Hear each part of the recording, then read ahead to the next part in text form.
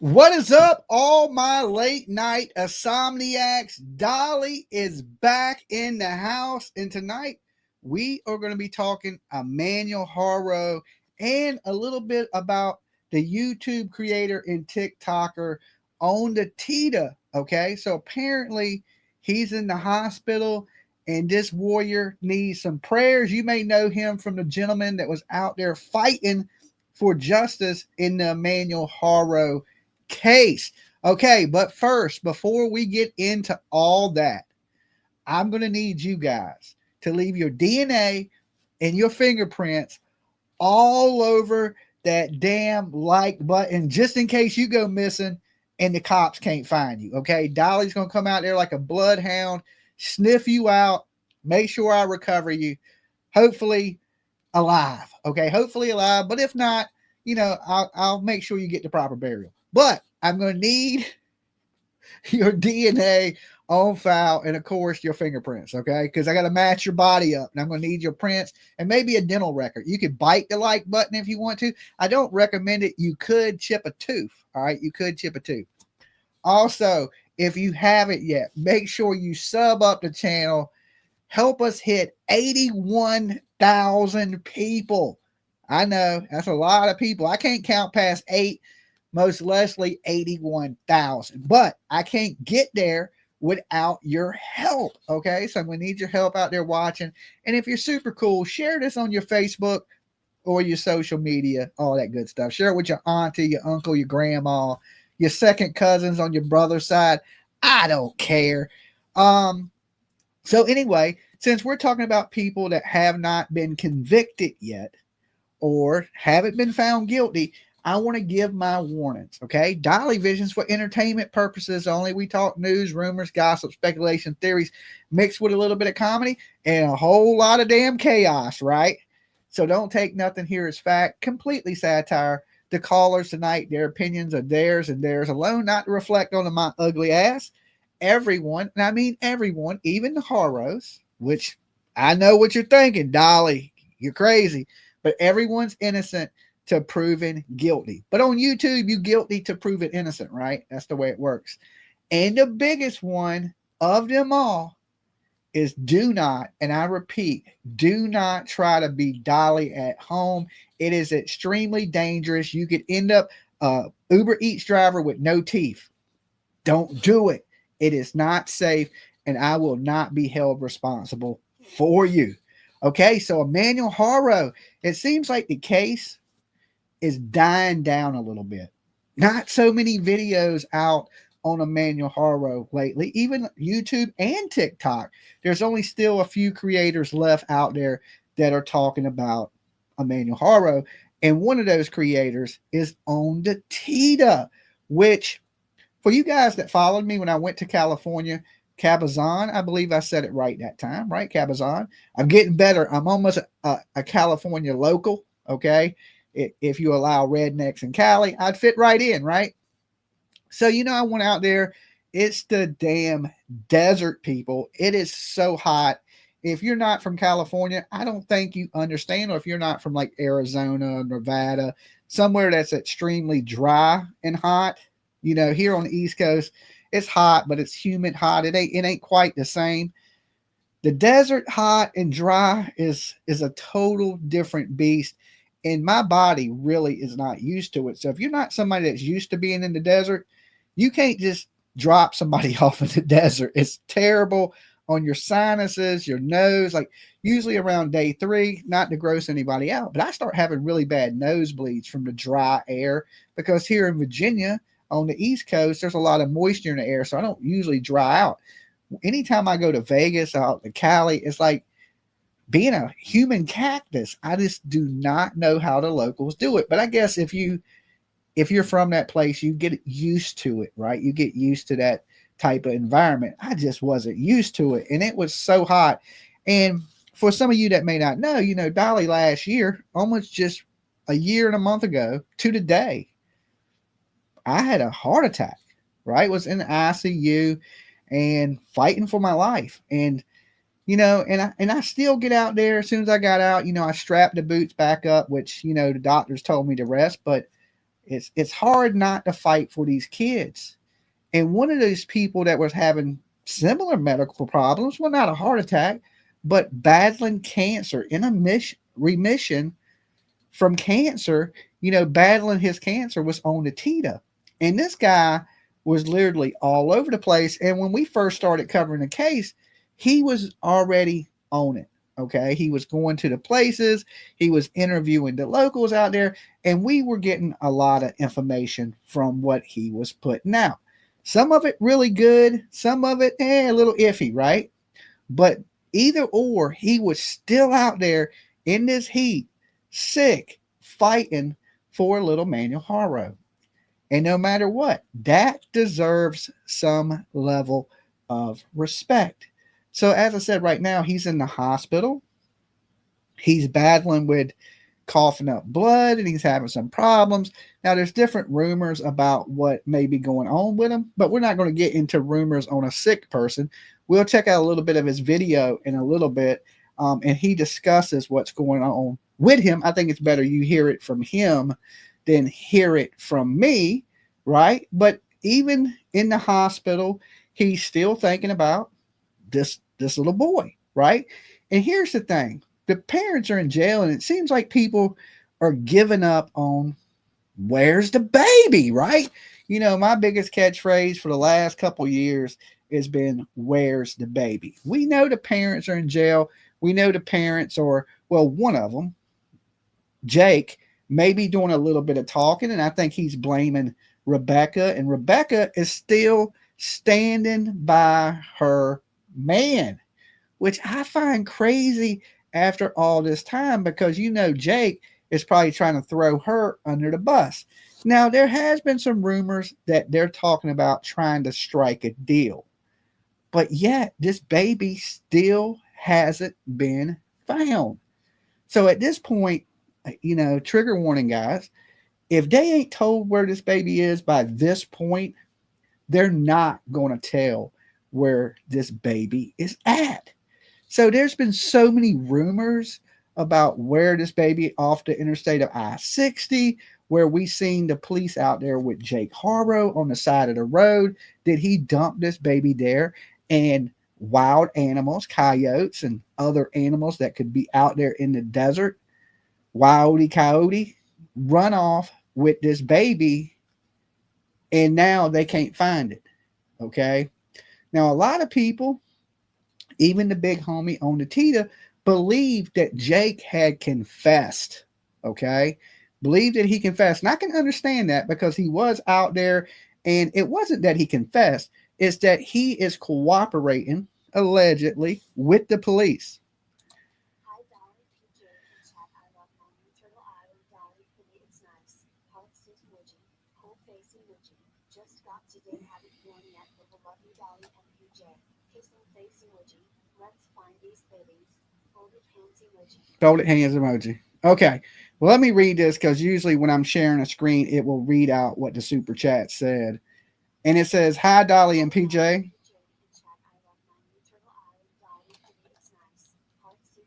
Okay. It's coming through twice.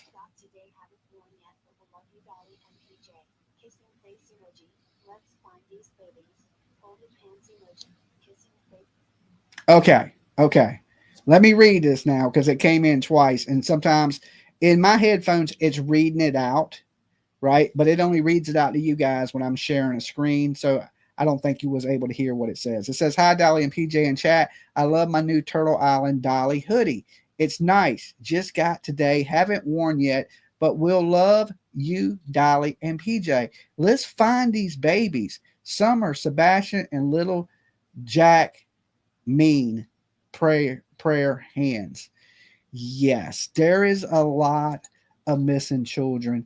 Not just Emmanuel Haro, but Summer Wells. We've been personally searching for this little girl for going on 4 years. And man, these 4 years have flown by. Sebastian Rogers went missing out of Hendersonville, Tennessee. Almost a couple years on Sebastian Rogers. And man, time flies when these children are missing. And every day that goes by, just like in Emmanuel Haro, is just another day of misery for us people that are out here on the front lines fighting for these kids, right? And like I said, in a lot of this, in a lot of these cases have a lot of similarities. And thank you so much for your super chat. That is super sweet of you, Melissa. Um, a lot of the similarities are, it seems like the parents just didn't care. Okay. Now, did Rebecca not look into Jack's background? I mean, Jake, my bad. Sorry, guys. Jake, right? Because Jake had abused the child in his previous marriage and was on parole and probation for what he did to his previous daughter, where allegedly she was found with a cracked skull, broken ribs that were healing from being broke, and a fractured leg. This dude, Jake Haro, should have been buried underneath the penitentiary. I mean, they should have went in the baddest penitentiary they could have found, dug a hole, and put him in it. That's how bad this human being is. Now, this woman gets right up with a man that would abuse his daughter. Listen, if you're going to beat on your kid, women, most likely he's going to beat on you. And when we seen Rebecca Haro, what did she have? She had looked like one black eye that was healing and another black eye that looked like it was healing from two different times. So this woman is clearly an abused woman. Is that an excuse? Absolutely not. Once the police were involved and she was in a safe environment, she should have told of the abuse. And and at this point, I hold her just as guilty as Jake Haro. Now, who do I feel like is responsible for this? And this is just my opinion. I feel like Jake is the one responsible because he has a history of this type of abuse. And far as Rebecca, she's an older woman that has married a younger man, and she is standing by her man, which makes it worse, right? Because your job as a mother is to protect this child, and you failed this child. And still, I was hit in the back of the head at the Big Five store. Someone behind her walked up, said, "Hola," and she goes down, but she don't see her attacker. And she gets up and she has a black eye that looks like it's 2 weeks old, but she was never struck in the front of the face. She never went to the hospital for her injuries. Now, is it possible you could be struck in the back of the head and have a black eye? Absolutely. If you have a fractured skull and your brain swells and your eyes start to bulge, it will blacken underneath your eyes. But here's the thing. If that was the case, she wouldn't just be in the hospital. She'd be hospitalized, okay, with a swelling of the brain fighting for her life. And that didn't seem to be the case. And everybody knew from the very beginning that this story was BS, right? Just total BS. And, in our country, we have a problem with illegal immigration, right? And a lot of these foreigners are catching a really bad time with immigrating into our country looking for better lives, and they're having a hard time with it as it is, right? So to get out there and start saying, well, it's a person that said hola, the first thing you think is this is a Spanish person or Mexican person that has done this, right? And so she basically seems like she was blaming her own people, which, not a good thing, like I said, because these people are already dealing with ICE and deportation and things like this. It just didn't look good. But even those people knew, right, that this lady was full of ish. Okay, we just want to say ish because the story didn't add up and it was breaking apart super quickly. Huge red flags were going off for everybody, even us here on the East Coast, because a lot of people thought it was just people on the West Coast concerned about this, right? Especially their local media. And one of the things I told the media out there, I was like, listen, this is not a LA thing. This is not a California thing. This is a United States thing. Everybody in the United States is concerned about this child and this story that is completely a lie, because we all figured that Emmanuel Haro was no longer with us, right? That he has been stripped of his life.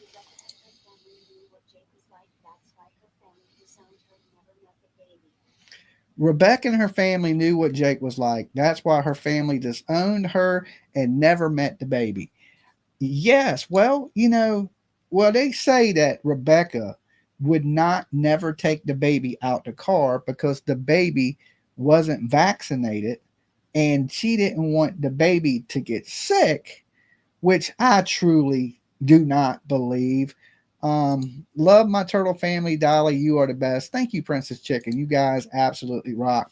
Thank you, all my late night people, for being here with us that care about this story, that care that there's still justice, and we find this baby so this baby gets the proper burial. This story is a long way from being over, but like I said, a lot of people have already jumped ship, right, to move on to the next story and the next story and the next story, and kind of left this kid out there. And it happens on YouTube. It happens. I can understand it. Some people just chase the views, but they don't really care about the story. When we cover a story, we cover it from the beginning to the very end. And then if they get an appeal, we keep covering it. So until this baby's found and these people are put in prison, and even after they're put in prison, if they are convicted, which I believe they will be, we will still be covering this case. May not be one of those everyday cases, but we will definitely keep this kid's face in the light so nobody forgets Emmanuel Haro. His life is just as important as any other kid's life, just like Summer, just like Sebastian, just like Michael Monkey Vaughn, just like Cody Bixby, and so many others that are missing.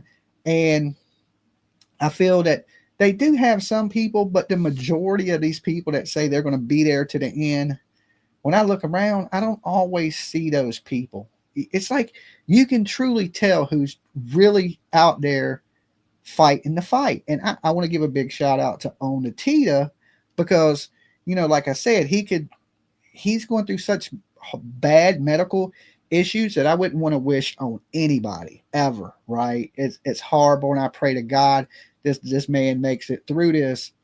And especially for somebody who has changed their life around, and then they're still struggling with medical issues, right? And if there's anybody that knows about laying there fighting for your life, I do. And a lot of us people, like even me, I probably could just stop going out on the scene and just kept talking about it. But I just feel like I can only help so much talking about it. I feel like I have to be there. I have to be looking for information. I want to be in the trenches and actually help in these cases is the reason that I do what I do, right? And you can see and tell when people go the extra mile. Like, thank God that when On the Tita, right? I don't know if y'all remember this from me live streaming the day that Jake and Rebecca was arrested. I think everything happens in this world for a reason. God puts certain people in certain places for some reason. I don't know. Everything just kind of tends to happen.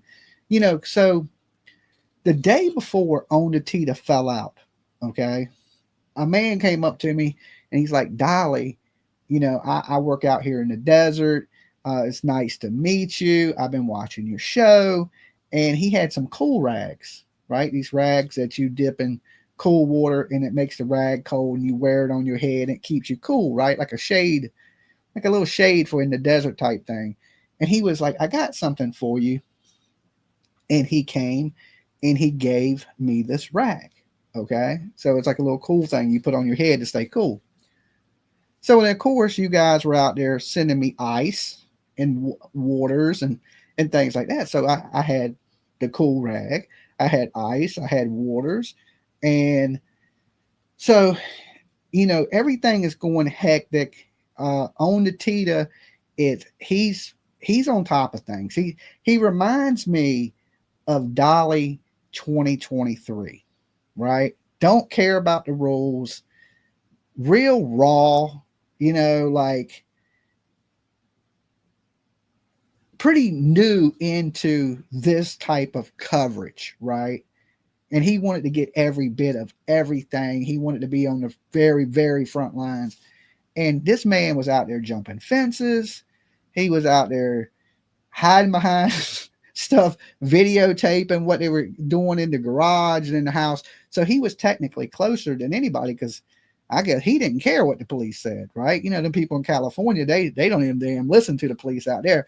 But me, you know, I try to stay out of the way of the police and get the best coverage I can from without breaking the law. Because, you know, unlike on the Tita, if he goes to jail out there, his girlfriend or his family, I don't know exactly who he has out there.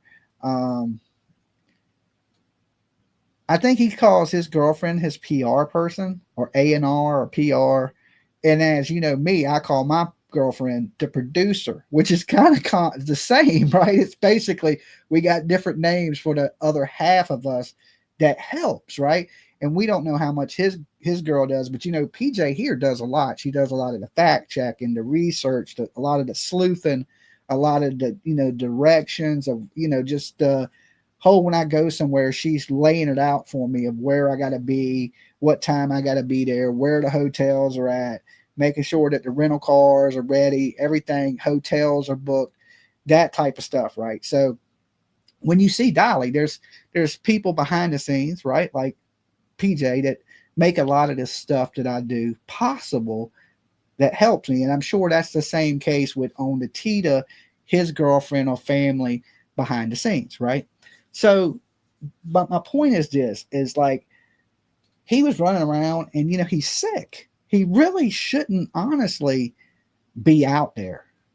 But listen, you can't tell a warrior shit. Like you couldn't tell me nothing. Like everybody said, Dolly, you need to be resting. You don't need to go to Georgia. The hell with Leilani's court. And I was like, no, I've been through all this. You know, I'm going to be in that courtroom when she goes to prison. And I was, you know, not long out of ICU with having major surgery on my heart. And I'm in the damn courtroom, right?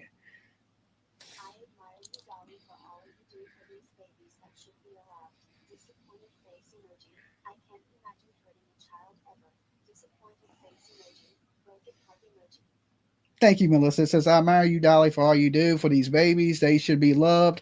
I can't imagine hurting a child ever. I can't either, right? Like my daughter's 25. She's about to be 26. And I love her to death, right? And I see the thing about this is the whole can't imagine it thing is because good people don't think like that. Like I couldn't even think about hurting my kid. It's just not something good. Crazy people think like that, or people that are unhinged think like that.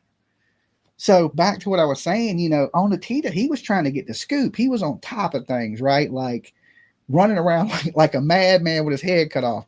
And I remember when I was like that, but not being healthy, he fell out. Okay. So thank God that the police and everybody was there. And I instantly, as soon as they had him, they lifted his head up off the ground. I was thinking, wait a minute, I got cold waters. I got this, you know, instantly I ran, dipped the rag in cold water, ran it over to the police, took him some ice water.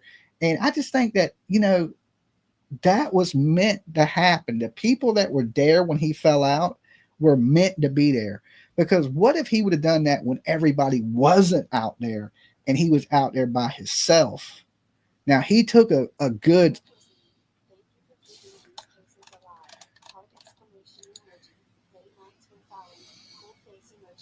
Thank you, Sweet Jones, and thank you for being here.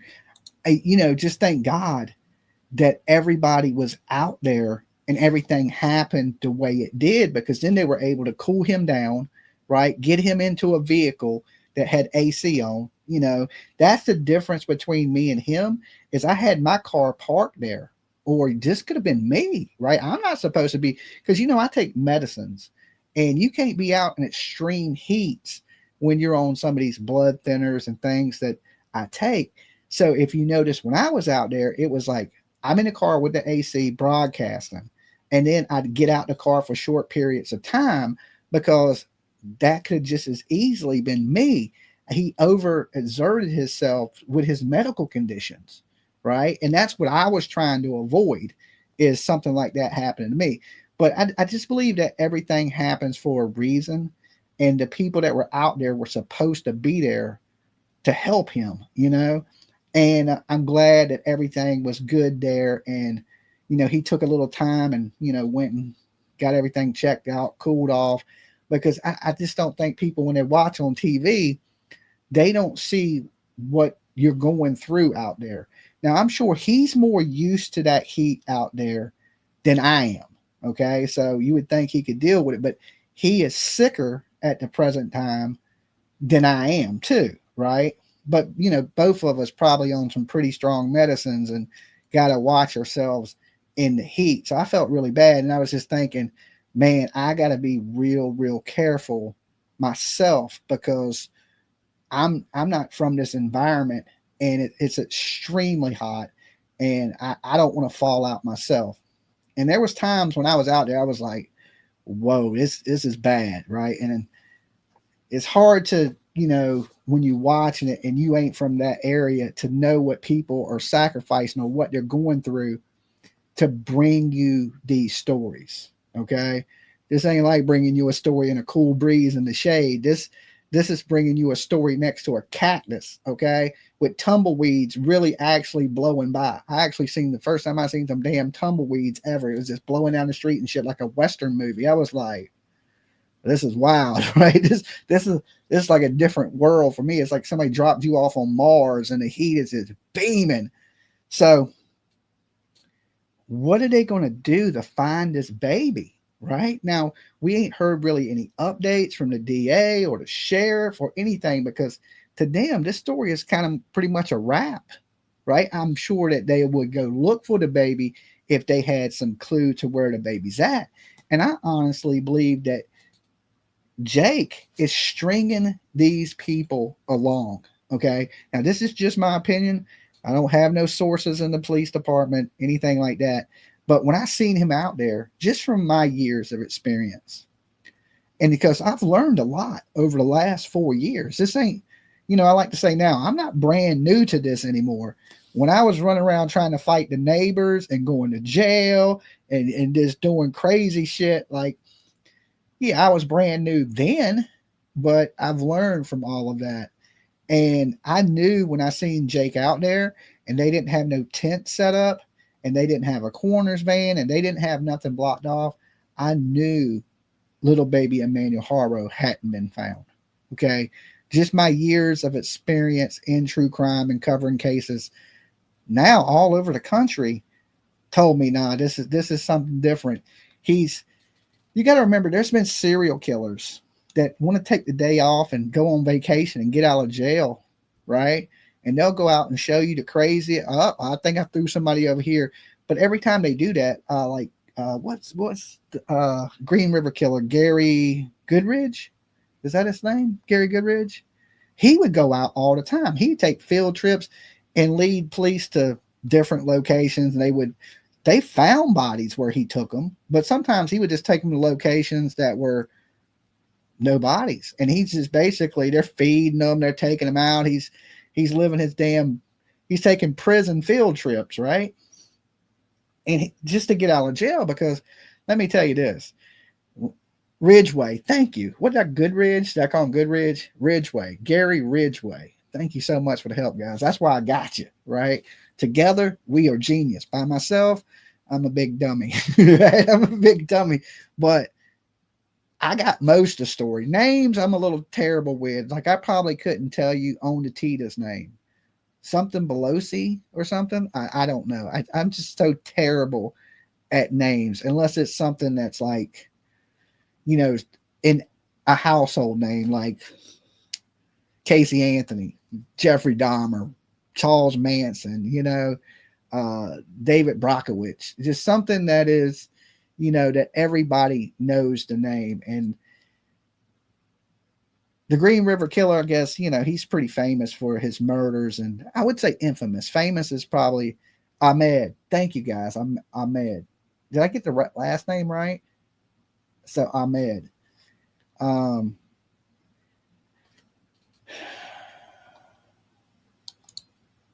So anyway, I just thought that, that Jake was stringing the police along, saying, "Yeah, I'll help you look," because he probably, the police are like, "Well, tell us locations that your wife may have went." Good night to be on the Blessed Express. Prayers for on the Tira. Thanks, Dolly and PJ, for all you do. Hey, Helena, good to see you tonight. I hope you're doing well. And her comment says, "Good night to be on the Blessed Express. Prayers for on the Tita. Thanks, Dolly and PJ, for all you do." Yeah, well, right now, on the Tita needs a little blessing, right? He needs a little prayer, and hopefully everything goes good with him and his test results come back, where nothing's coming back on him because, he's been in remission. I think I heard him say, I don't want to mistake, but like 11 years or something like that. So he's been battling cancer for a long time. And the bad thing about that cancer is, you can be great for so long and then one day bad things I've always feared that, Um, my uncle died from cancer. There's been cancer in my family. And it's always been one of those things that really, really scared me. And and I tell you, you're not promised tomorrow. 12 years, okay? Belloso. Did I say that right? I don't want to murder his name. I just now got to where I can say on the Tita right. Okay, on the. I know it means on the tier, like the prison tier. So I don't want to murder. We'll go with Ahmed. I can say Ahmed. Okay, that's pretty easy. I think I can remember that. Just remind me if I mess it up. But the prayers from the Blessed Express tonight go to him. Okay, go to him. And like I said, nobody here is promised tomorrow. We got to be grateful for the time that we have right now on this planet. That's why it's so important to love your to hug your loved ones and let people know you care about them. Right? Here's the thing: when you die, what do people do? They bring you flowers. Well, why not bring them flowers to people when they're alive? Right? When people die, you show up and you show them how much you care and how much you love them. Why don't you do that when people are alive?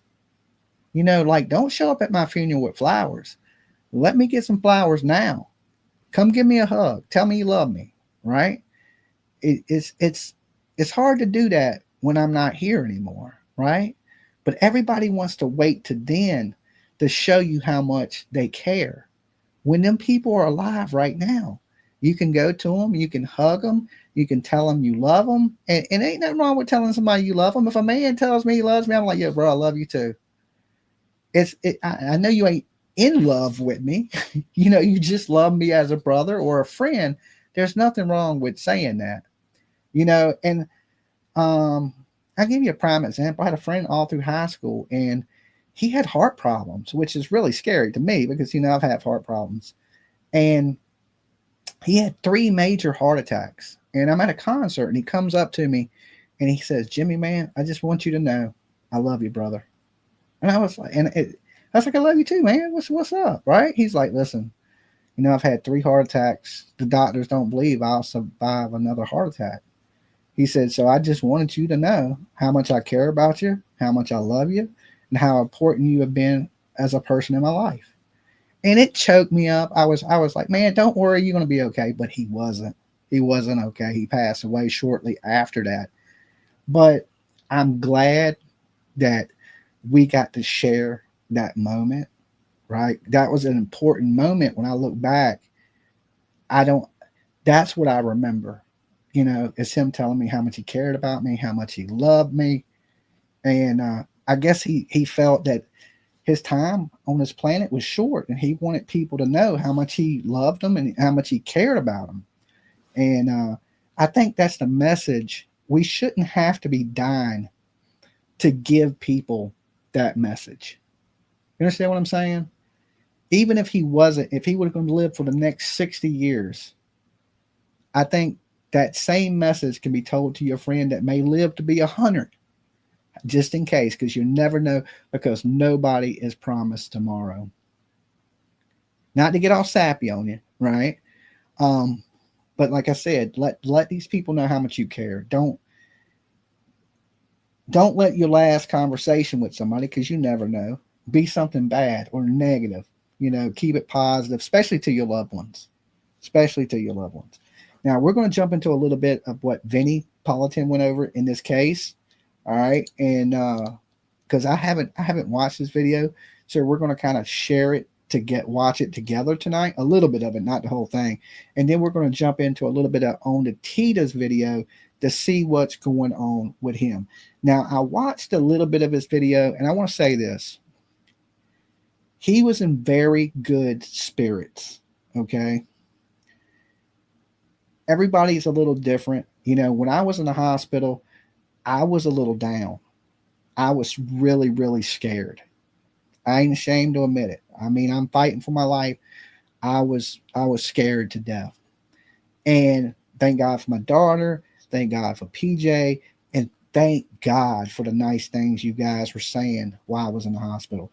I love you guys to death. Thank you so much. It meant the world to me. And it still does, right? It still truly does. I truly believe in the power of prayer. I believe that is the reason that I'm here today. It wasn't my time. There was things that I was meant to do.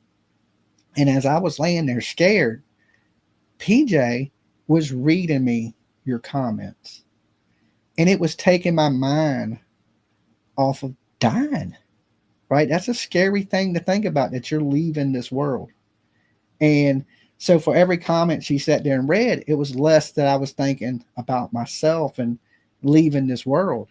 And so thank you guys for all the nice things that were said. I realized people viewed me on YouTube. A lot of people viewed me, but I didn't realize so many people really genuinely cared, right? Because, me, I just look at it like, hey, I'm an entertainer. And some of you guys showed me that y'all are not fans. Y'all are my family, right? And I had so much love and support that it was able to take my mind off things. And that's how I hope it's going for on the Tita, because every man acts tough, right? But there's times, even as a man, that you're scared. So when I see this man in the hospital, he may have a smiling face and he may be joking, right? But I think deep down inside, he's scared. And if he ain't, he's tougher than me, because I would be scared, but you don't want to, you really, as a dude, you kind of like, men tend to hide their emotions a lot. It's just what guys do. We gotta put on this tough persona, everything's all right persona, because even I was trying to do that in the hospital. When I first got in there, I could see how scared, when I first got there, how scared Tiffany was, my daughter, and she was crying, which was really upsetting me. And PJ.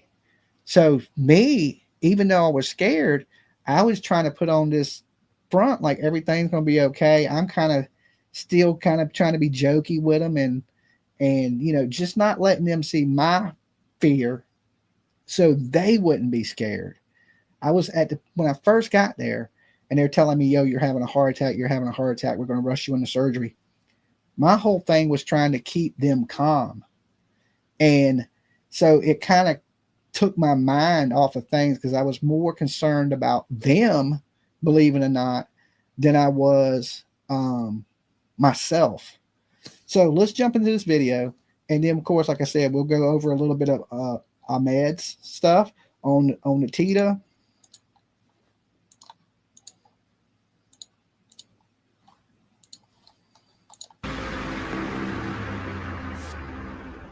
I'm Vinny Politan. The subject of my investigation is the tragic disappearance of 7-month-old Emmanuel Haro, whose parents reported him abducted, but now mom and dad are locked up. Here's the story. Rebecca and Jake Haro have several children. The youngest is just 7 months old. His name is Emmanuel, and he is missing. Emmanuel's mom says she knows what happened. She was in the parking lot of a Big 5 sporting goods store and was trying to change the baby's diaper. That's when she says she was attacked by a man who said hola and then knocked her out cold. When she came to, Emmanuel was nowhere to be found. Investigators questioned Rebecca and confronted her about inconsistencies in her story.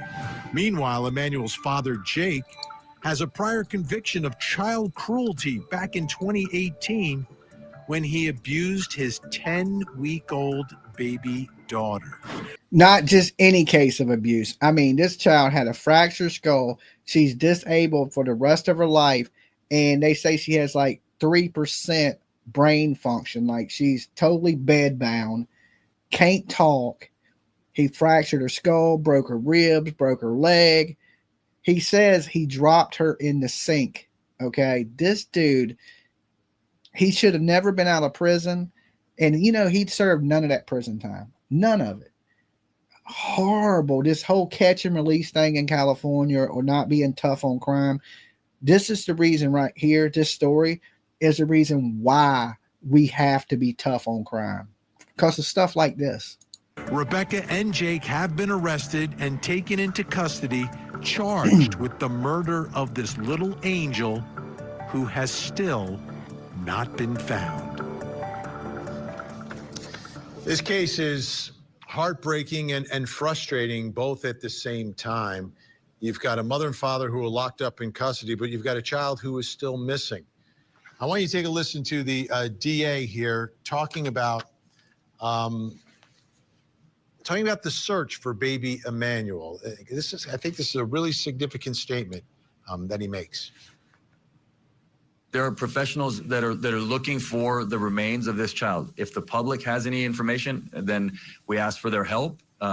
So we don't know exactly where the remains are. We have some ideas in terms of where we're going to look and where we're going to continue to investigate. When you have members of the public that are out there doing their own searches, all it does is potentially prejudice and damage the case.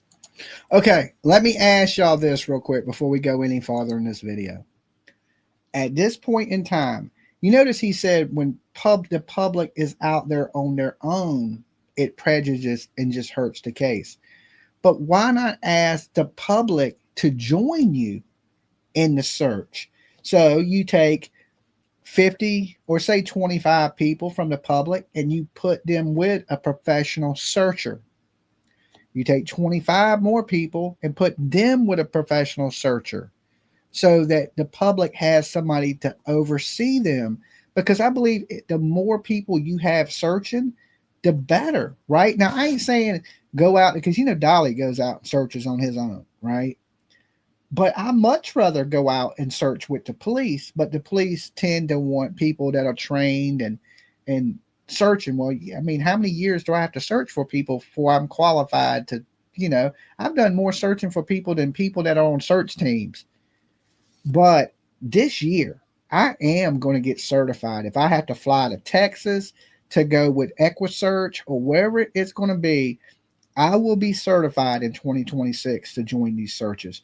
Just like when I went to North Carolina to look for the child that they found in the pond, I couldn't search. They only wanted professional searchers. Okay, I get that in the beginning. I can completely understand it. I'm not mad at them. I completely understand. But after a certain amount of time goes by, I think you need the help of the public. You need the public searching, right? And I would say let's use Quentin Simon's case in Georgia. All the public was out there searching. The police had no problem with the public searching. Anybody search the woods, search your property, search your outbuilding, search while they were searching the landfill, right? Because they were pretty positive he was in that landfill, but just in case, they never told the public, hey, don't search. They were encouraging people to get out, look the whole time, right? And I think, you know, the first couple of weeks, yeah, don't get in the way of the police. You got to trust in the police. See, that's what I learned in Georgia, right? And when I got down there, I was thinking, you know, the police suck. They ain't going to find this kid. They ain't doing their jobs. They're probably just out playing golf, you know, because they were taking weekends off. But you got to remember, it's so hot in Georgia. It's almost like being in the desert sometimes. And they're in that red clay and they're out there in the trash and it stinks and it's hot. These people needed a break. But the police in Georgia, Savannah, believe it or not, shout out to Chief Hatley, they did a great job, a phenomenal job, actually. And I had no faith in them. I didn't.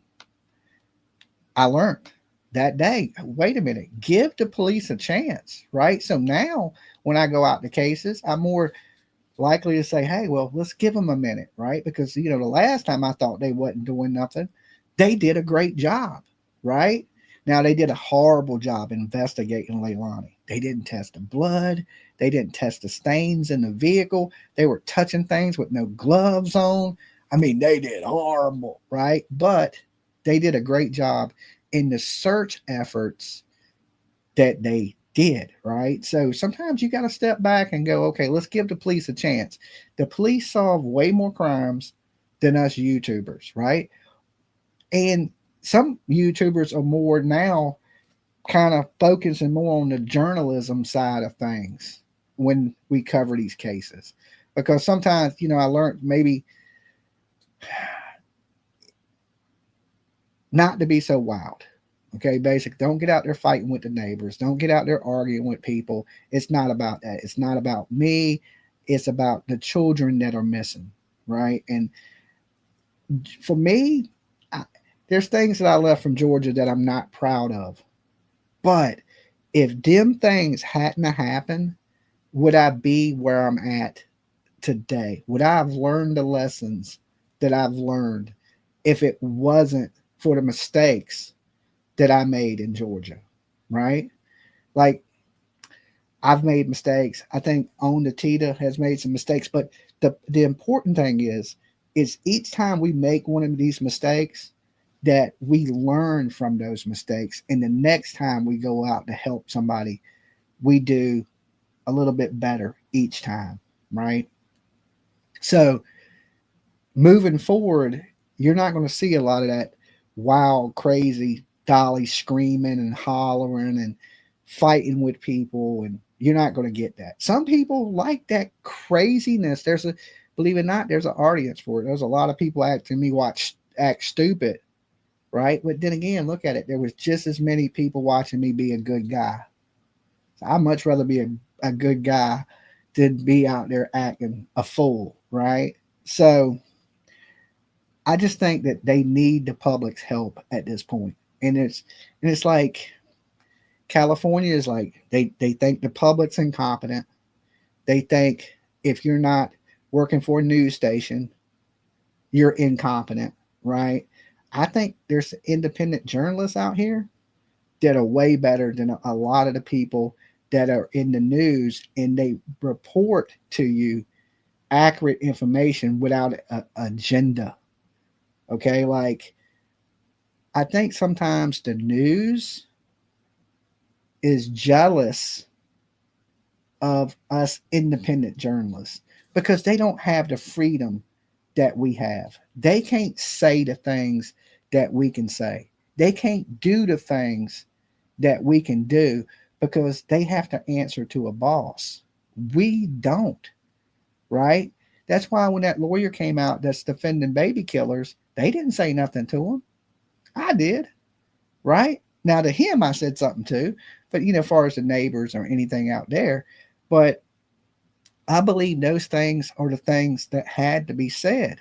And you notice after he got confronted by Dolly, he dropped off the case. Okay. He said, to hell with this.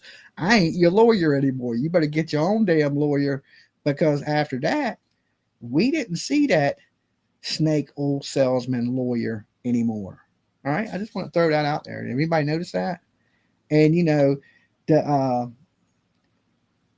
and I think the LA Times, they took a little shot at me over that I confronted that lawyer and said something to him. All I said is what the people wanted said. I didn't cuss them or say anything horrible. I just said, you defend baby killers. How do you feel now? How does it feel to defend people that would hurt a kid? I didn't say nothing about his mama or, nothing horrible, just related to the case. I don't know if you scared to say that or you're going to have to answer to your boss, but I just said what everybody else was thinking. So please, Let the sheriff's departments do their job. They know how to do this, right? We're helping with them, anything they need from us, but they are the ones driving this investigation, and they will track down every lead. I have all the confidence in both of these great sheriffs and their great departments. That was 21 days ago. 21 days ago, and basically telling. That was over 30 days ago, because this video is a little old. So we're over 30 some days into them searching for this kid, and they're not asking for the help of the public. When they could have hundreds of people out there. Say they got 100 people out there, they could have 500 people out there. But they don't want to ask for the help. It's like, we got it under control. Their arrogance. You know, I think it's just pure arrogance, but really you don't have it under control, because we can see that you don't have it under control. The public to back off. Don't look for baby Emmanuel. Now, I've covered dozens and dozens and dozens of stories like this. And sometimes the children or the moms or the dads or whoever is missing is never found. And one way they never get found is if no one's looking for them. Now, I trust that the men and women of these sheriff's departments are passionate and really good at their jobs. But it's been 21 days now, and baby Emmanuel still hasn't been found. And to me, it's a little surprising and a little discouraging not wanting to use the public, if the public is willing to come forward and help. And that brings us to the first question in our investigation tonight. Will baby Emmanuel ever be found? And that was 21 days ago when he said, don't look. People had been attempting to find this child because people feel so passionate about it. All right, I want to bring in Court TV crime and justice correspondent Matt Johnson, who joins us tonight live from outside the Haro home in Cabazon, California. Matt, great. Okay, One Feather 839. I'm glad you said this. Brian Enton is a good example of truth telling for true crime. One Feather, I have to absolutely disagree with you. Okay, now, let me blow myself up for this one. He spread so much misinformation, right? Now, listen, if I get something wrong or on the Tira get something wrong, I can understand it. We don't have a news conglomerate behind us to fact check or to do the research that is 100% required to be 100% accurate. Okay. Brian Eaton was so wrong. And I believe since he's come on to YouTube, he has become a lot worse. You may disagree with me. That's fine. I'm not trying to argue about it, or I'm not trying to really throw shade on the man. The man ain't never done nothing to me. Okay. But his line on, he says he has these sources. He needs better sources. Oh my God, right? The whole confession thing to me is because Brian Enton didn't do any research and he just believed the first thing he said. Okay. He was so wrong. He has been so wrong and has spread so much misinformation in the Haro case that I hate to say it, I don't have very much respect for him anymore. I like Brian Enton, right? I'm not a big News Nation fan, to be honest with you. I really enjoy Court TV. Far as true crime and information, you know, they're usually a little less biased and they seem to fact check their stuff a little bit better. Now, I ain't gonna say Court TV don't make mistakes. They make mistakes too, right? But oh my God, it was like he wanted to blow that YouTube channel up that he created just right around that time. And he did that, but he did it with a bunch of bullshit information. Shame on him, right? Shame on him. And isn't it an accident? If it is, then no harm, no foul. But I started to think, hey, that ain't no accident. He's doing this on purpose. And you know how I knew is because listen, I've been locked up. I know how people are treated in Supermax. I've been to jail. I set up summer camp. I was there. You know, I was living there. I wasn't just in there until I got bonded out. I was there. And I worked in the jail for months. And I knew people in Supermax, they don't get around anybody. They're locked down 23-1. There's no cellmates. There's nobody to tell that to. And he's out here spreading these lies, right? And listen, the only person that I know of that came out right when he was saying this stuff and said he was full of shit was me. And I explained my time in jail.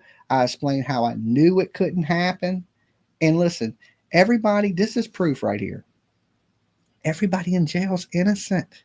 Everybody. The jail I was in was 1,300 people. 1,300 of them would tell you they're innocent. Criminals are not that, they're stupid, right? Because they got to be stupid to commit crimes. Even me, like sometimes I'm a dumb and I get in trouble, right? But what he was saying was just a lack of knowledge. Like, dude, bro, you sound like such a dumbass, right? In that topic. Now, other things, like I said, he's probably fucking 1,000 times smarter than me. But when it comes to jail, I know this because of experience. I can look at Brian Enton and tell you he ain't never been locked up. Okay? On the Tira, probably could have told you different than that, right? He'd tell you he'd been to prison for 23 years. He'll tell you, man, everybody in that bitch is innocent. They ain't confessing like that. So I knew it was bull crap. And people were just eating it up. And it's just like, I don't know. Did he make it up? Right? Your source. When people say their sources, it's kind of like, well, my source. But you got to remember, he does work for a major news company, and he may have some sources, right? Even me, I have some sources, but I wouldn't really even call them sources. But people tell me stuff. That don't mean everything people tell me are true, right? And I think he took a rumor and ran with it as it was fact, and it was just absolute horrible. Now, I know a lot of people respect me. He does good news coverage, and I think he should stick to the facts. But when you start putting your spin on things, I don't dig that. Just report the news the way it is, like you do on News Nation. Stop speculating and making shit up. And you know, here's the bad thing about this. You got the DA and the sheriff in Calabazan, right, and San Bernardino shitting on people like me and on the Tira, okay? When you got major news outlets out there that are extremely, not a little wrong, extremely wrong, and spreading massive amounts of misinformation to millions of people, right? Millions of people. I think that's a little bit worse than what a couple YouTubers, or in some cases, independent journalists, have done. But yet they praised mainstream media while they shit on people that was really bringing you the information live, quicker, faster, streaming it to you. You were in the trenches with us. We brought you with us. What do they bring you at? 6 o'clock and 11 o'clock, or noon and 11, whatever time their damn news shows. That ain't what people want anymore. People want to be in the trenches. They want the information live as it happens. The videos don't lie. Some of the videos I did out there were 100,000, 130,000 plays, 50, 60, 70,000. That might not sound like much to some people. Do you know that you could fill up 2 stadiums with 100,000 people? That would fill up 2 damn football. That's as many people watching the show as watches Joel Osteen. Okay? Massive amounts of people. It's just, sometimes to me, when I look at the numbers, I just think, man, that shit is unbelievable, right? That many people or viewing and watching. But I get it, because I would want to watch it live too. I wouldn't want to hear about it on the news, a 30-second clip. I want to be there. Okay. I want to see it firsthand. I want to, I want to like, I want to know everything that happens, not just a little bit, because I'm nosy, right? I'm a nosy person. So this was perfect for me to be in true crime, because I'm nosy as shit. I don't want to just know a little bit of information. I want to know all the dirt. I want all the tea, as your ladies like to call it, right? Spilling tea. I want all the tea. I want every bit. I want the tea bags. I want the teapot. I want all of it. And I think America does too. And listen, they hate us, right? They hate us independent journalist YouTubers, but they want to be us. Make that make sense. You notice, well, you on national TV. Why you need a YouTube channel? But now you want to be on YouTube because YouTube is where it's at. So that's how they decided, news companies have decided to compete with us true crimers, is they've started their own channels. And then you got some of the news channels. Listen, I love Vinny to death, right? He's an OG to me. But you got Court TV pushing his YouTube channel. I ain't got nobody pushing my YouTube channel. You know what I'm saying? Are we on the same playing field? No, because you're on a national TV. So that national TV wants you to succeed on YouTube. It's planned. It's planned because they know that there's times where I've seen YouTubers. I'll use JR as an example, because he's doing really well. He'll be streaming something that's on the news that you can watch right on the news. He's streaming their news, and he has 20 more thousand people in his room than the actual news channel that's showing it. And to me, that's wild, right? Like, how the hell you got so many people watching? But he's took that time to build that subscriber base to watch him in Spirit Fingers, right? Which people enjoy, right? But I'm saying these news people know this. They see this. They see the ratings on the internet. They're like, okay, well, damn, these people are doing better than us. Well, let's branch out into YouTube. And you see it with major TV shows like Jimmy Kimmel, right? Did I say his name right that time? Kimmel, not Kimball. Everybody gave me a hard time about that. But, we're seeing this, that more and more of these other people are now trying to be like, well, I'm a celebrity and a YouTuber. So they noted that YouTube is, more people view YouTube than anything. This is where people get their media now, is YouTube. And the crazy thing is, anybody can build their own platform. Now, I ain't saying that everybody belongs on YouTube, because everybody's not a YouTuber. Okay. There's certain qualities you got to have, I believe, to be a YouTuber. Now, can you learn those qualities? Of course. I think 4 years in right here, well, technically 7 years on YouTube, I'm a way better YouTuber today than I was years ago. But one thing I was blessed with is the gift of gab. I can talk about anything, and I can do it for hours, right? I'm not scared that a camera's pointing. I'm not camera shy. I'm not mic shy. I can talk to anybody about anything. And these are some of the qualities you got to have to be a YouTuber. But usually people that are in media, they have that a little bit already, a little bit. But you still got to have that charisma over a long period of time, where, they just give you a little 3-minute clip. And Duncan, thank you so much for being a member. And it's easy to, to sell something in a short clip, far as energetic and, lively, but try doing that for 4 hours. It's a little bit different. And a lot of these, here's one thing for people about the media. All of them do it. Every news person, they'll be like this. They'll have Chat GPT writing their script. They'll be writing it. And then off camera in their hand, they'll have their phone right here, and you'll see them glancing down. They'll tell their stuff.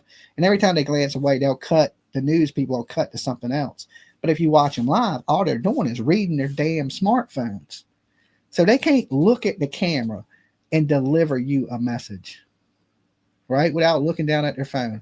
Now, have y'all seen me one time tonight in the last hour look at my damn phone at a script of what I'm going to say, what I'm going to talk about? No, no.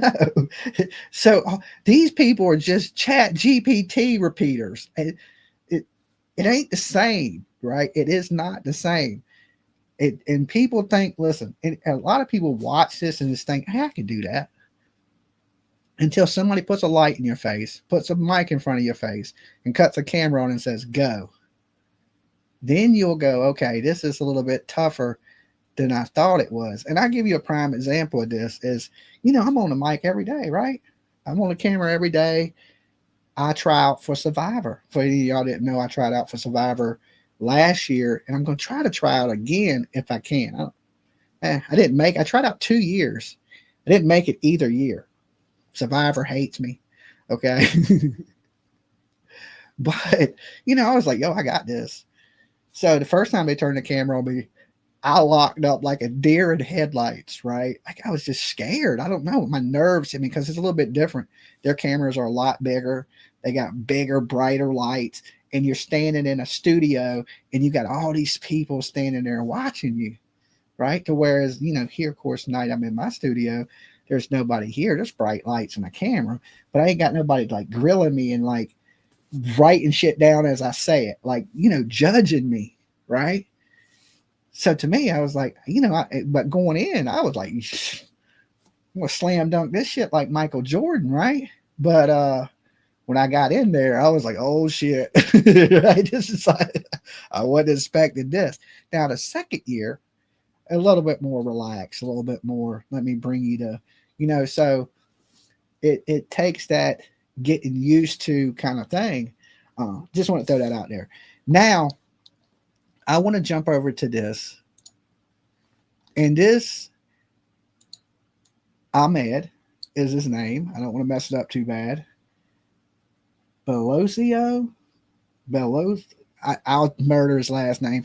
On the Tira. Sick, been battling cancer for years, in remission, and now he's starting to have some medical problems. In the little piece that I did get to watch, he was talking about he was coughing up blood, and that has to be scary. So let's jump over to his video, take a little look.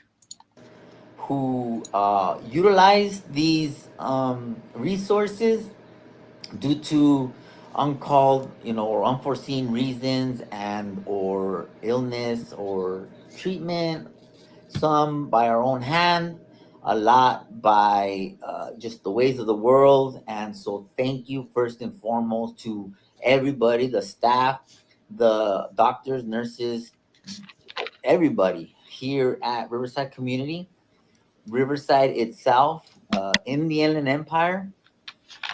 And I wanted to give you guys a little bit of insight as to what was going on. So I hope you guys have a minute. I'm gonna try. I have my own room now. They moved me out of the ER. They admitted me in the cancer floor, and so I am now on the 5th floor. I have my own room, very, very private and just more comfortable. I could do my video now without, and no disrespect to anybody, God bless everybody, but I could do my things without, having people all up in my Kool-Aid, because as you know, this is my business. And when you're talking to, your constituents, the last thing you need is for, doctors coming in. But obviously this isn't my house. So I have to take exactly whatever I'm allotted and whatever I could pretty much get. So I'm thankful that I have my own room now. God has really been blessing me as far as, because trust me, they don't have to do this. When you get to these levels of popularity and fame and whatever it is that you want to call it, the perks roll in, bro. And I'm not gonna apologize for my perks, because I know that if you were in my shoes, you'd be just as happy to know that you didn't spend 7 hours in the ER and you were up in your room within 45 minutes flat. And that's all because I had built a good rapport with the community in general. And anyhow, I just want to express my deepest gratitude to all you. In the midst of everything that we're dealing with in our own lives, I still look past the beam in my own eye, and I try to show the people out there who are looking. Do I get perks? No, no, no, no. Now listen, thank God for the paramedics because I live right by the fire station. So they were here for me really fast. And believe it or not, I was in Chesapeake General Hospital, and it is rated one of the worst hospitals in Virginia. But I have to say this, when I got there, the whole staff at the hospital, I'm talking about in the ER, because it was late at night. It was like 2 o'clock in the morning. It's about this time of night. And the whole staff was in the room prepared for me to get off this ambulance. Doctors, I mean, multiple doctors. They had already started setting up the cath lab to go into my heart and put a stent into my heart. They had all that stuff set up. And, I hear so much bad stuff about this hospital, and I get there and they're doing everything they can to save my life, fast as they can. Right? I mean, fast. It's moving so fast. It's like boom, boom, boom, and the doctor, he was pretty common, and I remember, they're drugging me, and I tell the doctor I don't want to die, and he's like, "Well, we're going to make sure that don't happen. Don't worry. I'm going to take good care of you." And I flatlined. They had to shock me back. Okay, so which is scary because I went to the heart doctor the other day, and the heart doctor reminded me. He was like, you flatlined on the table, and they had to shock you back. So I died in there, which is like, is crazy, right? Is absolutely crazy. And, I hadn't thought about it that whole year. And, but when I went to the doctor last week, he made sure I knew, and he started going over, other things and what they're going to do if this happens or that happens. And it's really scary. It's a really scary experience. And, but they were really good to me. Okay. When I was in ICU, the nurses were sweet, nice as could be for that week that I was in ICU.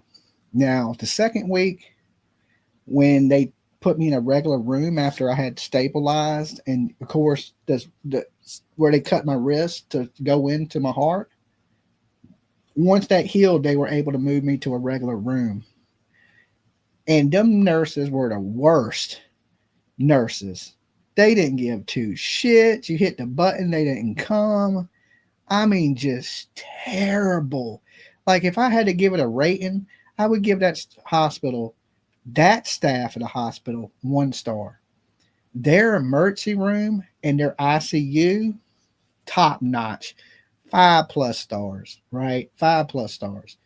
But once that you were stable there, oh my God, the people were just shitty, ghetto, didn't care, like were just so rude. And I was just like, man, I couldn't wait to get out of there because I had been being treated so nice and so good.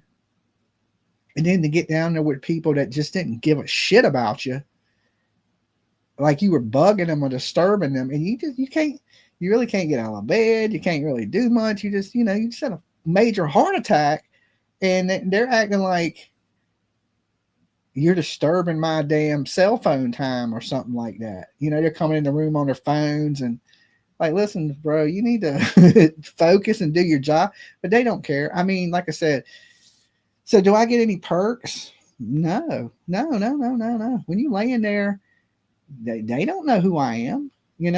Everybody don't watch true crime.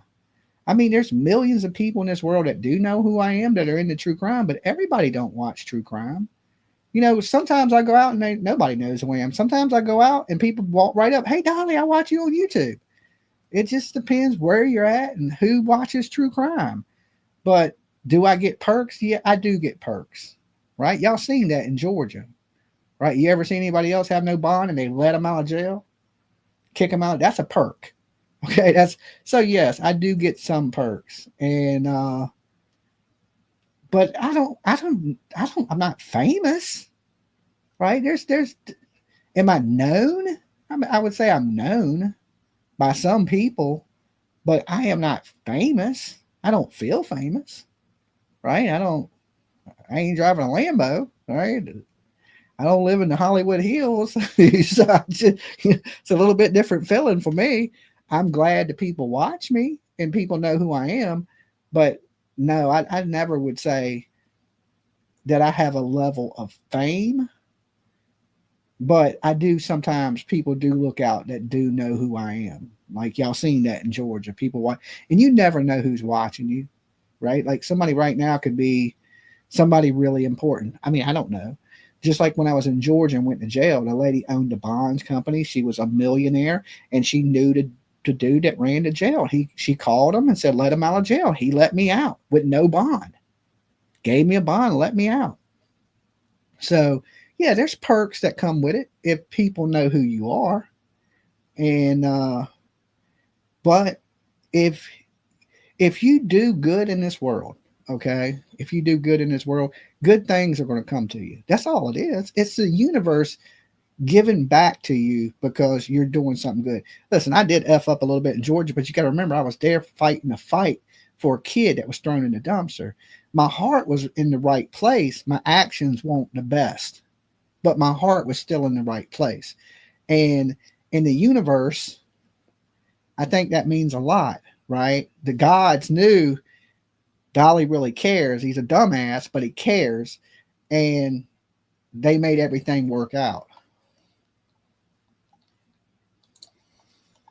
Looking at the world through the lens of somebody who has a log lodged in their own eye, and so a very good friend of mine, her name was Sandra. Her name is Sandra. She's a nurse over at Pomona Valley Hospital.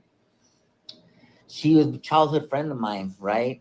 And I know her mom and I know her sister, and we went to school together at Fremont, and we knew each other as children, and as adults, I went to prison, and my homegirl Sandra, her mother used to say something to me when I was very heavily gang banging. I used to talk to Sandra on the phone. She was with my homeboy, her ex-husband, one of my homeboys from the neighborhood, and she was a good girl. She was a good girl, and that's why I think that I've always went after good girls and good women, not because of Sandra, but people like Sandra, people like her that I knew would have my back. And isn't that what life is all about? Really all about love, life, finding a person who will have your back unconditionally, somebody to love you when you're down. My HR, she was here with. See, he calls his girl the HR, human resources, right? I call my girl the producer. It's just we have some similarities. We have some similarities, right? Because it's just including them in being a part of what you are. Because just because you don't see her on the screen, don't mean that she's not a major part of what is going on. Dolly Good 66 has been a member for 15 months. Thank you. That guys, if you ain't joined up the channel, think about joining up. It's a great way to support the channel, help keep the lights on, feed Dolly. I gotta eat. I gotta eat too. Me last night, and God bless her. I love her with all my heart. As much as I spaz out, and as much as I'm a thorn in her side, she knows that at least I don't do none of this out of malice. She knows my heart. She knows my finances. She runs my business alongside me. And so an attack on me is an attack on her. And so for you to attack somebody who is as righteous as HR, wow. That somebody I've been watching all the content creators. You know what they say? Behind every good man is a great woman. I didn't make that up. I didn't come up with it, but that's what they say. Behind every good man is a great woman. I'm a silent watcher. I don't know if you guys are. I'm a silent watcher. I see everything, and I never comment, bro. Like many of us do. And I'm the biggest content creator out there. I'm the face of the internet, homie. And even now, The face, the face. Hey, you can't compete with the biggest out there, right? He's the face. I like his hey, listen, if you don't believe in yourself, right? And I tell the people this all the time. If you don't believe in yourself, nobody will. All right. You got to be your biggest fan out there, especially in a world of entertainment, right? And if you believe in yourself, other people are starting to believe into you. But you got to be your number one fan first. And like I tell people all the time, listen, if they find me dead, it wasn't suicide. I would never hurt myself. I love me. Okay. I am my number one fan. I love Dolly. I love myself. So, and I think that shows in people like, okay, some people love themselves a little too much, but I think I love myself about the right amount. I am a silent watcher. So that tells me that there's a lot of people out there with the real potential to help you grow in your endeavors. There's people out there who are not social media. Yeah, and even though I'm the face of the page, I am still a very business minded person. I am a very business orientated, very respectful. I don't cheat on my girl. I don't beat my women. I don't cheat on my, like, I don't even, bro, I don't even get food stamps anymore because I don't want to cheat the system because God sees everything. And if I'm out here working and making my money and out here trying to put some real positive spin on whatever it is that I'm doing, and then all of a sudden I come out here and the minute you're not paying attention, I'm out here trying to pull the wool from under your eyes, or I'm out here trying to cut corners, or it's like them fools on the yarda, homie, that you send them out to get a cuartito and then they come back and they're like, hey, Holmes. I don't know about him, but I'm trying to get some of these Hillary Clinton tax breaks. Okay. That would be great. Um, taxes are crazy. Here it is. It's only a $50 paper, and they're like, oh, these fools are getting grabbed. Time YouTube takes their 30% and the tax man takes his 24%. What are you left with? Time you pay your bills, your shit is broke. Like between YouTube taking money and damn IRS, they don't leave you much, right? Like it's crazy. I mean, knowing damn well you got. And so now moving forward, I don't allow people to play me. Shit, I wish I had some food stamps. I'd have all the good shit in my fridge. Right now I got some Reese's cereal. I got some Jello pudding cups. Oh, for some reason I always keep Jello pudding cups. I think I got some bagels and some eggs. I got a little bit of cheese in there too, I think, and a couple TV dinners. So I'm not doing too bad. I'm not doing too bad. No more. I don't allow people to get me. I don't put my money in other people's hands unless you earned it. And anyhow, we could go on and on and on about how I think. We can go on and on and on and on about how my boundaries. We can go on and on about how I got boundaries now, homie. And I tell you right now, my boundary personally is I made a decision, homie, is that I will never let another man play me, homie. Never. Not a man, not a woman, not a child, not a business, not a stranger, not a family member, not the police. Nobody, bro, is ever gonna play me again, homie. And why would I let why would I play myself when I hold myself to the same standards that I hold everybody in the community, bro? I'm not gonna sit here and tell you not to cheat on your hyena and then be out here cheating on my own with love that I could be very freely giving to her, which I do. And she's on her way. So you might just see her now. And when she does come, I'm gonna end the live because you get $23 a month. Well, hey, that's $23. If you need it, you need it. Listen, I don't think there's nothing wrong with people that need a little help. The only problem I have is when people take advantage of that, right? That don't need it. And then they think, well, let me have 15 kids, and, they bank off the system.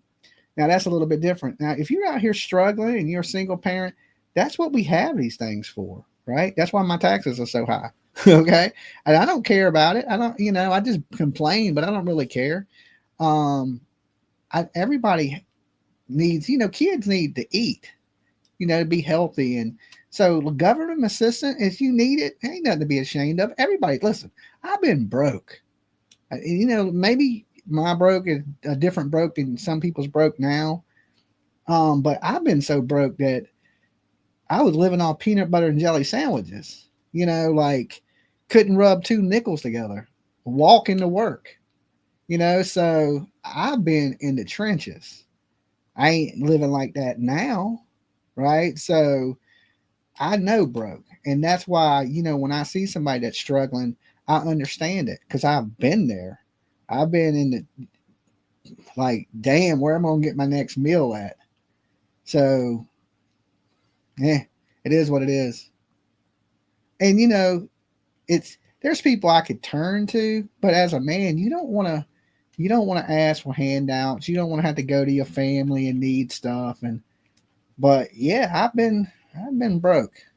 So if you ain't never been broke, you may not understand it. May not understand that feeling of like, damn, what am I going to do? And you start thinking bad things, right? Like, I got this ski mask, right? So, I've never been that broke where I would want to hurt anybody or do anything bad. But I've been pretty damn broke. I miss my girl, and my daughters are coming, and they're going to come see me. I'm admitted to the hospital. I can't leave. What I want to God, I express to hate you guys is mayonnaise. that I hold myself to the same standards that I hold you, bro. And that's why a lot of people have to nitpick. They nitpick my name. They nitpick the fact that I was blessed to be able to buy a new car. They act like I just bought a new car because of Emmanuel. My car has been broken before Emmanuel, homie. I didn't go into this case thinking, I'm going to use this little kid to get me a brand new whip. Homie, I've been in the midst of getting my Ranfla. I've been in the midst of getting my Cantona. I've been in the midst of fixing my credit. I've been in the midst of releasing my trauma. It's crazy he says that, because what was I just talking about last night? The same shit, fixing my credit, doing things, trying to get on my feet right, fixing my credit score, and things like this. You got to do those things, right? It's you don't want to have shitty credit. It's just the thing, right? Because you can't do nothing with shitty credit, right? You can't. Nobody will give you nothing. Say if you want a new car, like, just because you have a new car don't mean it's paid for, right? Just like I'm paying payments on the Slingshot still, and I bought that from a friend. Well, people see that and they think, well, damn, Dolly, that's a nice ass whip, right? It's a nice ass whip that I got a payment that I pay on, right? So I couldn't have financed that because my credit's bad. If that hadn't have been from a friend that was willing, that didn't drive it anymore, and it didn't look that nice when I got it. It was filthy. It didn't have none of the graphics. It didn't have none. For anybody that seen my post on my car, I just watched it the other day. I don't get to drive it much. Every now and then I'll get to drive it. And it's really nice, but I've done a lot of work to that thing myself, and I live streamed it here. So when you look at it, you're thinking, damn, that's nice as shit. But when I got it, if you would have seen it, you'd have been like, whoa. And like, I've been paying on it all of this year. So I've been paid on it for a year, and I'll probably have it paid off in another year and a half, but at this present point, I need a car. My car is raggedy as shit, the one I drive. I have a truck, right? Which I really don't need a car if I got the truck, but you kind of want a car.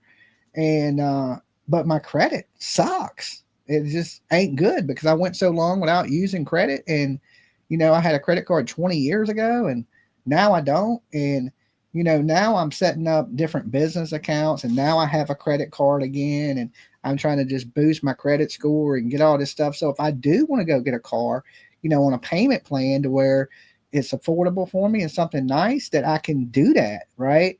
But as soon as you go get a new car, people think you own it. No, the fucking bank owns it. You just you rent to own. It's like rent a center. You know what I'm saying? Like I ain't got no 20 grand to go to. What's the car now? $30,000. I don't have 30 G's. Hell no, right? So I mean, when some people see it, they think you, well, you banking, you made all this off of whatever case it may be. They'll come up with some shit that you've pimped the system, and they don't forget that, hey man, I'm struggling to make this payment every month, and just because I got something nice don't mean that you exactly own it. It's like my neighbor. They got a $400,000 house across the street. You would think, man, they must be rich. No, they're making a mortgage every month and hope they can pay it, right? So just because you got nice things don't mean you're rich. It means you got a lot of damn debt is what it means to me. Like when I see people, I'll be like, yep, they're paying for that. Yeah, miss a payment, you lose it. See how much of it is yours when you don't you make that. The bank ain't get a payment in 2 months. We're here to repo your shit. Been in the midst of territory, homie. And so when people sit there and get the message misconstrued that I'm out here because of my own pocket, do you know how much this costs? No, let's ask. If I'm out here just trying to capitalize on everything and I don't have cancer like some of you. Oh, Sweet Jones is rich.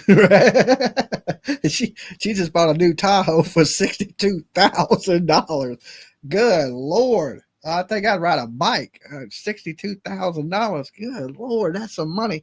I mean, if you're paying on it monthly and your bill is probably $1,000 a month, and you're going to be paying on it for like next 5 years, it probably don't seem that bad. But when you just look at the price of it, like $62,000 up front, oh my God, that's a lot of damn money. But if you break that into 5 years of payments, it ain't as crazy. But people don't, when they see you with something, they just think, oh man, you must be rich. They don't think, oh, well, you're paying for this $1,000 a month, and really the bank owns it. And one day I will own it 5 years from now, when it's time to trade it in. My payment is $1,000 a month. Okay, you must have some really good credit. $62,000 car with a payment of $1,000 a month. You got that 720 credit. You say I don't, and I'm faking the funk for the monetary purposes. You really think this community hospital here in Riverside are gonna sit here and admit me and put PICC lines on me and have freaking saline solutions and have chemo dripping down my arm and have you really think that everybody's gonna cater to my little fucking, like, who am I? Who am I? And you the face. Do I live in a studio where like you the face of the internet, homie? Face of the internet right here. He the face, right? You gotta hit him with the John Cena. Man, I'm the face of the internet. I don't know what the hell you talking about. I'm just the face of YouTube. All right. I'm YouTube grade A over here. I'm just not the face of the internet. But I'm gonna move to TikTok. I'm moving a little bit to TikTok. I'm gonna start shooting some TikTok videos and take over the young people. Okay, it's coming. Right, you're gonna see some Dolly TikTok videos soon. So I'm exploring my avenues. I literally opened my shop with the $80,000 I saved on cash, yet I have no credit. That's just BS. Well, that's how I've always operated, Shauna, is on cash, right? Like, if you can't buy something, you just can't afford it. I mean, it just is what it is. I just live inside my means. And so I'm real, like, funny about what I spend money on, because I just always think that, when you're doing good, something bad's going to happen. It always does. So I'm more nowadays, I prepare for the bad and I save a little bit because I know something bad is coming, right? And maybe it won't. I pray to God it don't. But if it does, I tend to be ready if something bad goes down, right? Whereas before when I was young, I would just, if I had money, I'd spend it. And I live more week to week, right? Now I live more month to month. I don't live year to year yet. I ain't that good, but month to month. But I've gotten over time a little bit better at financing my money, and I still ain't great at it, but a little tiny bit better. And I don't think men are good with finances. I ain't met too many men that are really good with finance. Usually finances are good with women. So So frustrating. It's so frustrating that I have to protect. It's so frustrating that I have to protect my own dignity even when I'm sick, bro. My own body isn't even protecting me, right? But I don't hate my body, and I don't hate you. I pray for my body the same way I pray for you, bro, or sister, or whoever it is that's out there. I pray for those who attack me, homie. You understand what I'm saying? I pray for those who attack me, and I know that I'm rambling on about da da da da, and I'm sorry for that. But you know what? I want to sit here and thank you, the supporters. I want to sit here and thank you, the doctors. I want to sit here and thank you to everybody. Bro, you know how hard it was for me to start a GoFundMe today? Bro, I've been having cancer 12 years, right? And I've been in remission for those 12. Excuse me. I've been in remission for 12 years, rather. I did cancer for 2 years, bro, when I was sick. And I got out of that. And none of you fools knew because I didn't tell you. You didn't even know me back then. This is 2012 when I got sick.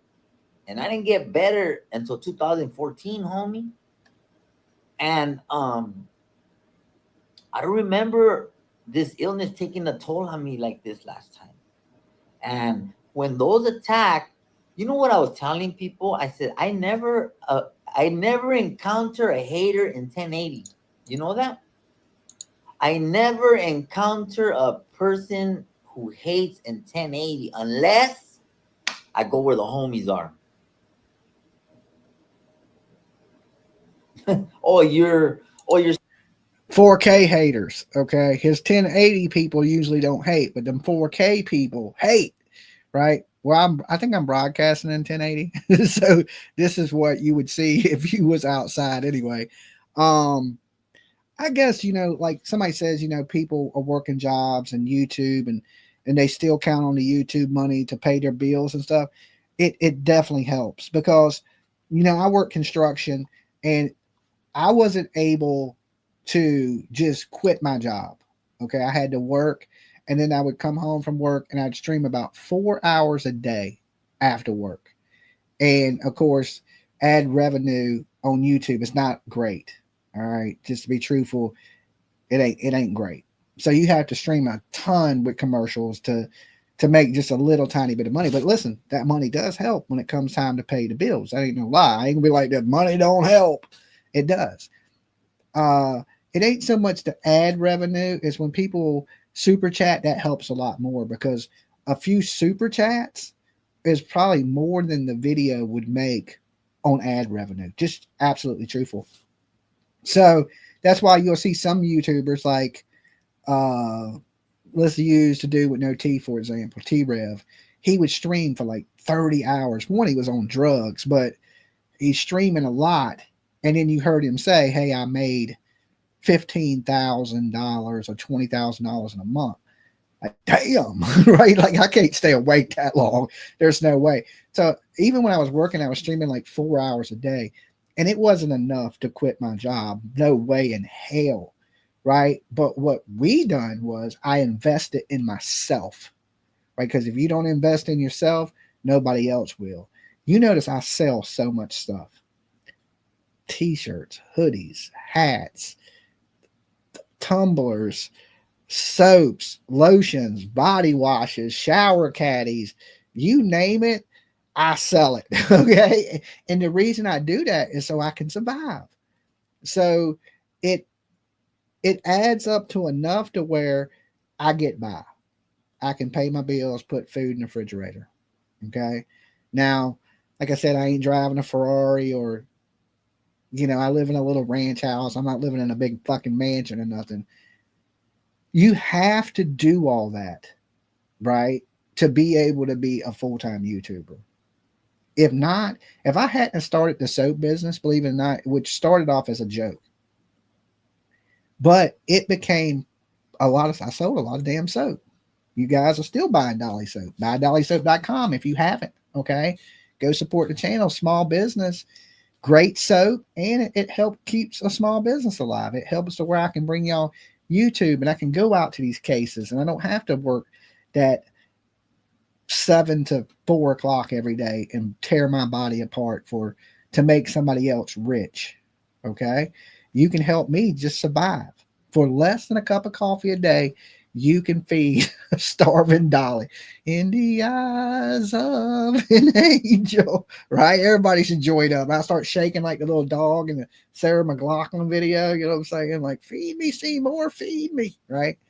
So yeah, for less than a cup of coffee a day, you could feed a starving dolly. What's better than that? I'll send you little letters to tell you about my progress.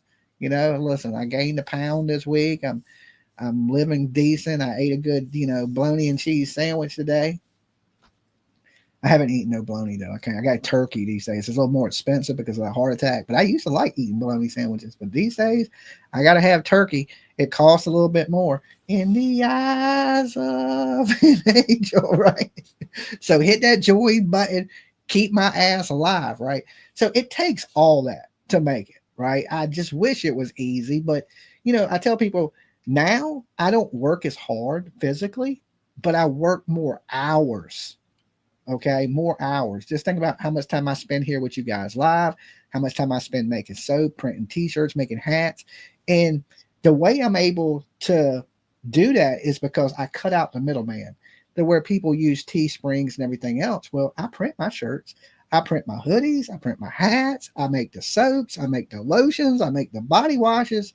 So there's no middleman. That revenue goes to me. And that's the way I'm able to pay the bills.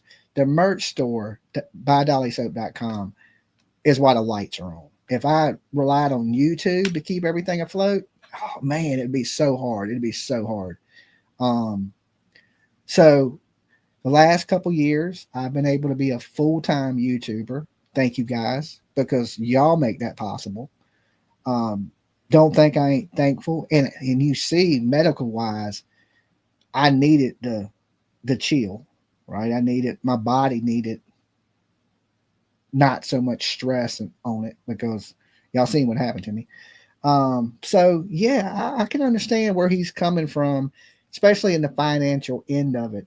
People see you on the internet and they think, well, damn, you got 80,000 subscribers that I'm just balling in money and I got money just falling out my pockets. I ain't got no money in my pockets, right? That ain't nothing. I got a debit card. Ain't got much money on that, but there ain't nothing in my pockets. Any loose bills, PJ seems to vacuum that up, right? So, and that between that and my daughter, ain't much left for Dolly. You're great, Dolly. You're great, Dolly. That wasn't a plug for you to give me money. That was more of a joke. I'm kind of playing around, with the eyes of an angel thing. But thank you for your donation to the channel. And that's really dope is what, honestly, I try to keep it 100. That's what keeps the channel afloat with full time right now. Of course, I would still YouTube if I had to work. It would just be a shit less, right? I couldn't stay up late. I wouldn't be here with you guys at 3:30 in the morning streaming, talking these cases. I wouldn't be able to go out to just any location at any given time and cover the story. So, every bit of it, even if you don't donate to the channel, not a big deal. If you like the video and you share the video, it takes everybody to make the channel successful.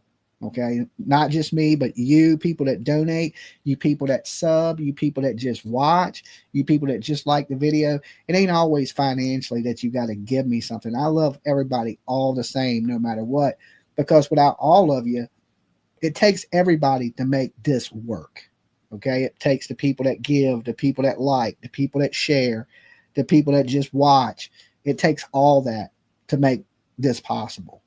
And so far, we're keeping it going, and we've done a lot over the last few years, and we're going to do a lot more. That's my plan. Surprised? Why do you think I don't go to venues, bro? Why do you think I don't go to why do you think I don't go to the car shows? Why do you think I don't go to the fucking, flat? See right there, that should be a crime right there.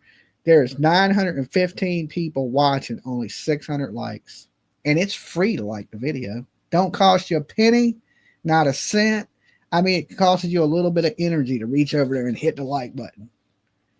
So please take a second and like the video because, listen, new people, that's more people that come in and see the channel. We're able to spread more awareness, especially when these kids are missing. When they first go missing, it's important that a lot of people see it. And that helps get us out there. It helps me reach that goal that I've been trying to get to for the last 4 years to 100,000 subscribers. And I need your guys' help. I don't just say it because I'm a used car salesman. I've never been a used car salesman in my life. I truly do need your help to get there. And you see it right here. The person says it's like old school. It takes a village. It does. And I need my village behind me. I'd be behind you, right? I need you behind me. Together, we can do amazing things. By myself, I can't do shit. The only way I'm able to do this is because I have an army of people behind me that make all these things possible. So the success of this channel is everybody's success. It's your, this is your 80,000 subscribers. It ain't just my 80,000 subscribers. This is, you've done this. We have done this. All right. Remember that. Flashback parties and I like that shit too. I like the backyard boogies. I like fucking rolling in the ramfla with the homies. I like going to work because I know that there's a lot of good people there, but I also know that there's fucking 40, 50 motherfuckers. Excuse me, Lord. I'm trying my hardest. I also know that there's for every 5,000, 6,000, 10,000, 20,000 people who would love to see me. I also know that there's 10, 20, 30 people who are suited, booted, ready to get off, homie. They are ready to get off at first sight. I've been on the yard with people. I've been that person. See, I've never had that problem, right? Because I'm East Coast. I'm not tied to any gangs. And I'm one of those people that believe when you put out good in the world, good comes back to you. And that's why, listen, I ain't always been a great person. I remember, the years of playing clubs and shows and fighting in bars and going to jail. And then just bad shit would happen. Like, I think I grew up at some point. I don't know what day it was, right? But I think it was almost overnight. Like my whole mentality changed, right? Because I was chasing that rock star dream for way too long. When I look back at it now, I'm like, man, I should have, but you never want to quit because you're right. Always feel like you're on that verge of somebody discovering you, right? And I just, when I finally decided, hey, I'm going to do something else. I'm sure there's something I can find that I'm just as passionate about. And thank God for YouTube, right? Because I've always been in front of a mic since I was a teenager. So this transition as an entertainer, it was great. I mean, I think everything happens for a reason. And shit, all them years on stage and in front of crowds of people, and I think it built me for what I'm doing now, right? I think it was the next step. Like, okay, retired entertainer, but I'm still entertaining. I still every night have a mic in front of me. And you know how hard it would have been for me to get 1,000 people a night in a club? So technically, I perform for more people now than I did in my heyday of music, opening up for some big, huge ass bands. So everything happens for a reason. I think this path I was meant to go down. I hate to sound like I'm preaching and saying that, but I am. Everything kind of, if you just flow with life, it really will take you to where you need to go. In that person where I said it's on site with that vato, homie, and I meant it, and I've done it. I just don't think like that no more, bro. Even the people who have hurt me the most, it's not on site with you, perro. If I see you, I will walk away. I don't give a heck if I'm in the middle of my dinner. I will pay my meal, leave my tip, and leave. I would rather leave hungry and paid than to sit there tired, broke, and hurt and starving because I chose to make the bad decision. And so today I started a GoFundMe, you guys. And we're already at like 5. We passed our goal. My goal was $4,000. I was gonna put a $2,000 goal. I was just like, all right, I've never done a GoFundMe. Bro, I surpassed my goal of 4,000. I left it. I think they changed the goal up. They when you pass your goal on GoFundMe, they automatically up it for you. And I think they upped it to, I don't know, 10,000, 12. I don't know. I'm not in it for that. I'm in this because so many people have offered me help. So many people have offered me prayers. So many people have offered me a visit, which I'm not taking no visits. I already told the nurse there's only one person allowed to visit, and that's my family. I am not taking visitors because I just seen a video from India, bro. And God bless all the Bollywood homies. I just seen a video where these 4 thugs went in there, homie, to a hospital fully locked and loaded. And they went in there with a reason, dog. And that's not going to happen to me, homie. And so here, I am not taking no visitors, dog. Spend some. Does he have that many enemies? Good Lord. That's terrible. That's why you don't get involved in gangs. See, I don't really got these problems on the East Coast. Are there gangs here? Yeah, but not like that. Tira. If you do want to donate, go to the GoFundMe, bro. You can donate as much as you want or as little as you want. It's in the link in my bio. Not only that, in the post, I put it right there. I put the link. So all you have to do is screenshot it and then put your finger on it and it'll say copy it, and then just go to Google, bro. Google it, put it in, copy and paste. You all know how to copy and paste. Don't sit here and tell me now all of a sudden because Ahmed's over here tripping out that you don't know how to copy and paste. When you copy and paste your baby mama, you copy and paste your baby daddy, you copy and paste all the haters, you copy and paste my shit and monetize your page off of my content, you copy and paste every single thing in this world, but when it comes to helping, all of a sudden you forgot. Man, go on, get, homie. When it suits you, you know exactly how to copy and paste. When it suits you, you know exactly what to do. But when it suits somebody else, I don't know. That's fine. You sat with people from gangs in prison, but they were nice to you. I've never been to prison. Okay? I'm a petty criminal. I get in bar fights and shit. Stupid stuff. I've never been in jail for robbing, stealing.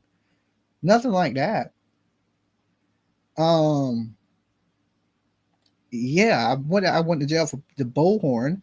There was gang members in the cell with me there, but yeah, I mean, usually gang people only mess with gang people, right? I mean, they may bully on other people, but usually their problem is with other gangs.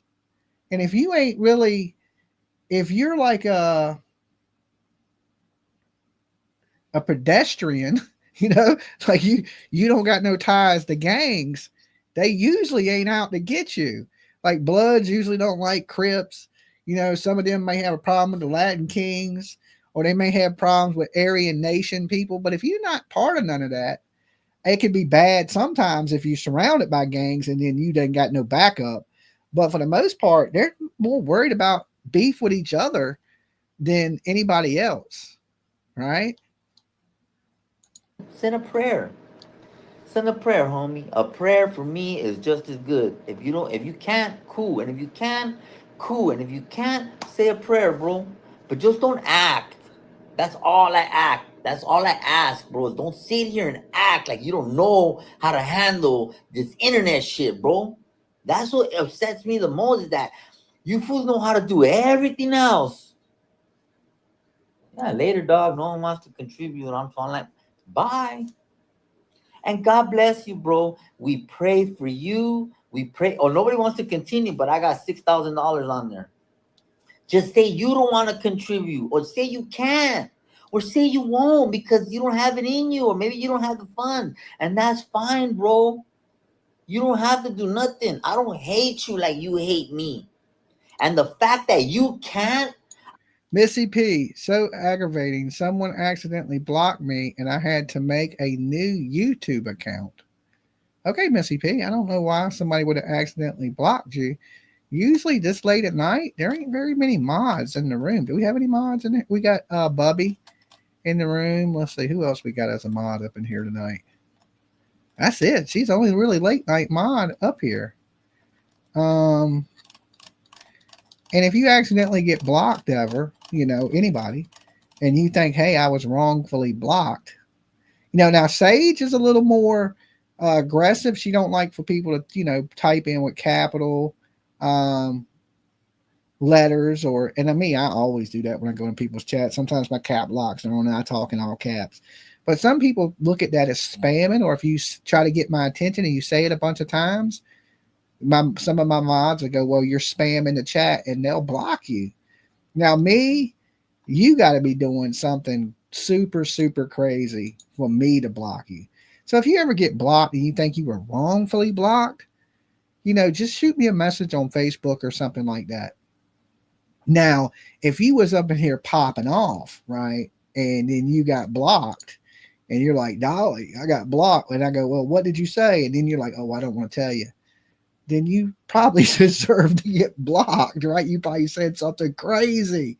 And then, I get it. Some people say mean things. I even get text messages on the phone line. Some of them be mean, and then they'll write me back and then try to be all nice, right? Like we were just saying hateful shit, right? Like you want to be mean to me, but you still want to watch, right? Like some people are just moody.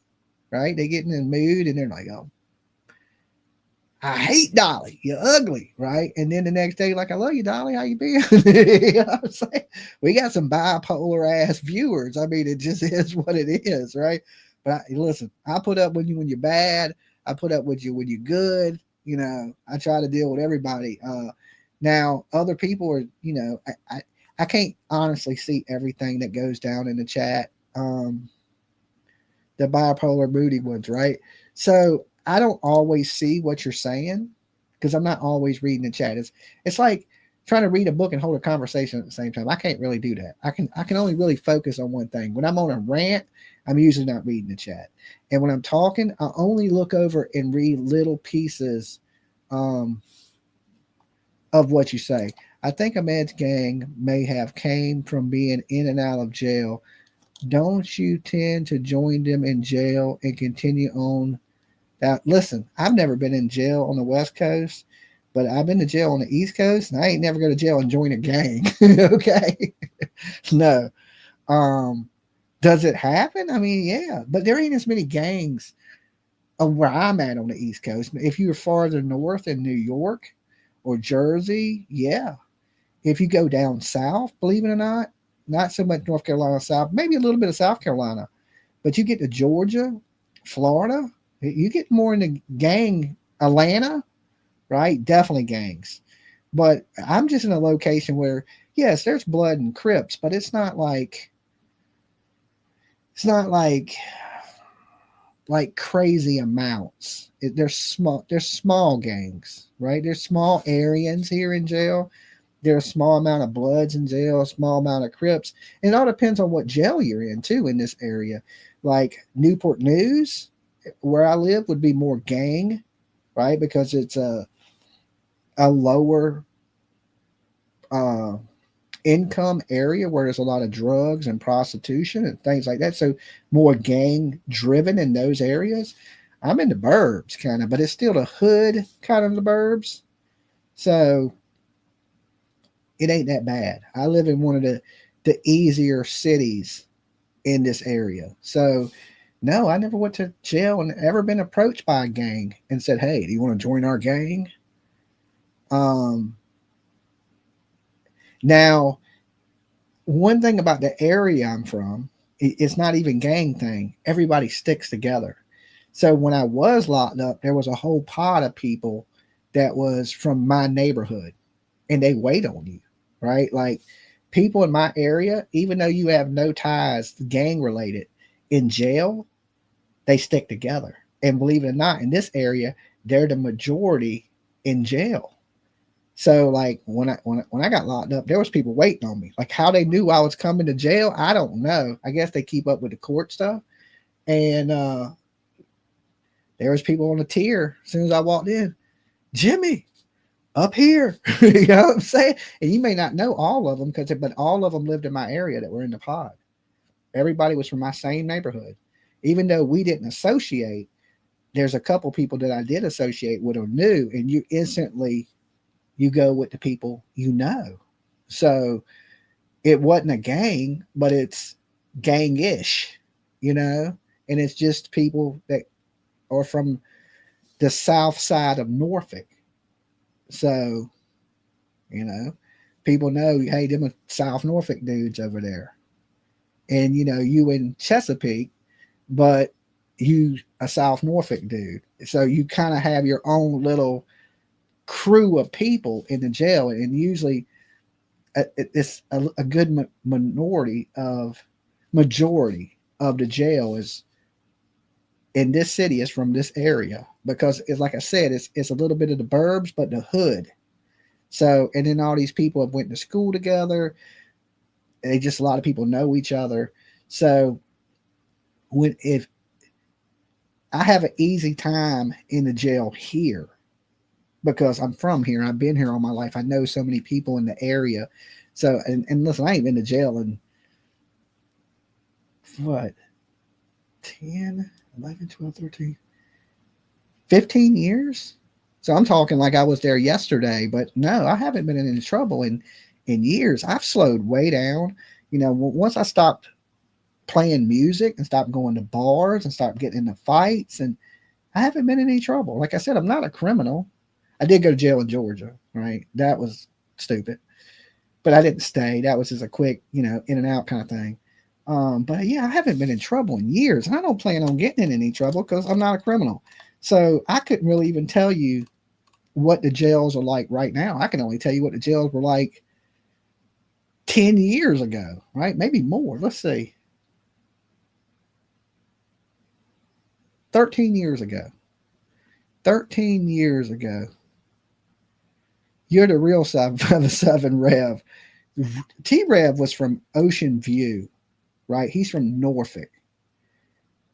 I'm from Chesapeake, South Norfolk, okay, which is downtown Norfolk. Like he lived at the beach part of Norfolk. I lived downtown Norfolk. So I'm in the city part of, you know, where the military is. I don't know how many of y'all are familiar with Waterside, but I live not far from Waterside, which is downtown Norfolk. I mean, damn, I could walk to it.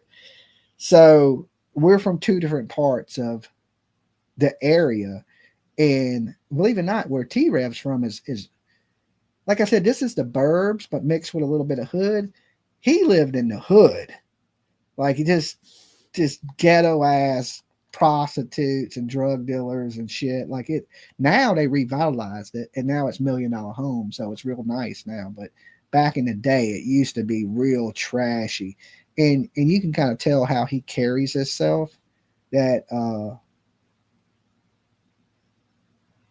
he's kind of trashy, you know? So I think this is it's just as hoodish, right? Not as bad with the prostitution. Still a lot of drug dealers and stuff like that. But I think people carry themselves a little more classy than trashy, right? Just because you don't live in the best area don't mean you got to be a ghetto ass hood rat, you know? And I think people understand that here because the area is mixed. It's a little bit hood, a little bit suburbs. So I think people tend to carry themselves a little more classy where I'm at. Not, you know, not make a long story short. I will tell you, then pray, brother. I will take a prayer just as much as that $1 donation, and if anything, I probably need it more than your dollar. So if you feel on the, I agree with that. I probably need prayer more than I need a dollar too. Somebody y'all out there, like, you know, prayer is valuable. Tira, that it really is under you, homie, to help, fine. How about a prayer? Is that under you too? Or you don't panhandle online prayers too? Oh, well then just say you just not compassionate. Just say that. And it's fine, bro. I'm not gonna block you because I don't even have the energy to do so right now. But if I did, you know what? Hopefully you get this message, bro. And one day, maybe not today, because I already know that when people have already made their mind up about me, there's nothing I can say, bro. There's nothing I can say that will ever change your mind. But I pray to God. I'm not stressing. Does he have a? Trust me, I'm Does he not have his? stressing. Let's see. I am. Let's see if he has his Cash App in the description.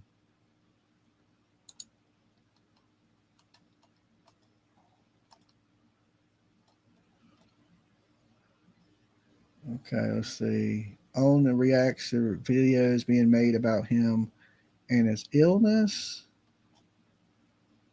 Show transactions. He don't have it pinned. Newest first.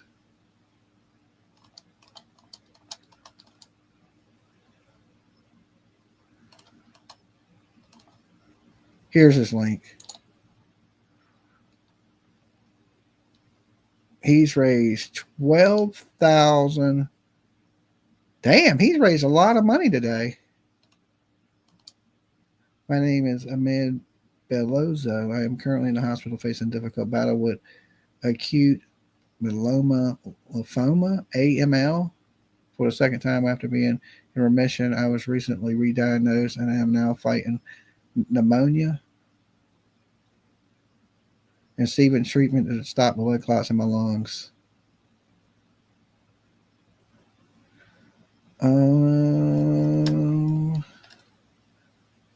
Does he have a Cash App? I could hit him off on a little bit on something, break him off on Cash App. I don't have no card online. I don't never put my credit cards online.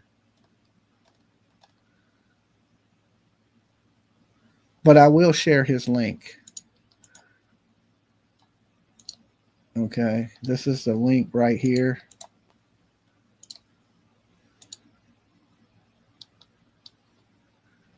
Yeah, if he had a PayPal or Cash App, I could break him off a little bit of cheese, but I don't have no way to donate to GoFundMe. I don't put my credit cards online. I'm one of them old school ass people. I just don't do it. I don't want nobody to get my number no way. And then next thing you know, the little bit of tiny bit of money I do got is gone.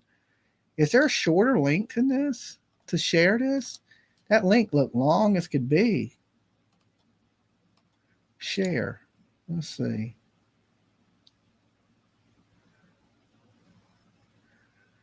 I just want the code. Which do I click on to get his code? Website widget? Event streaming?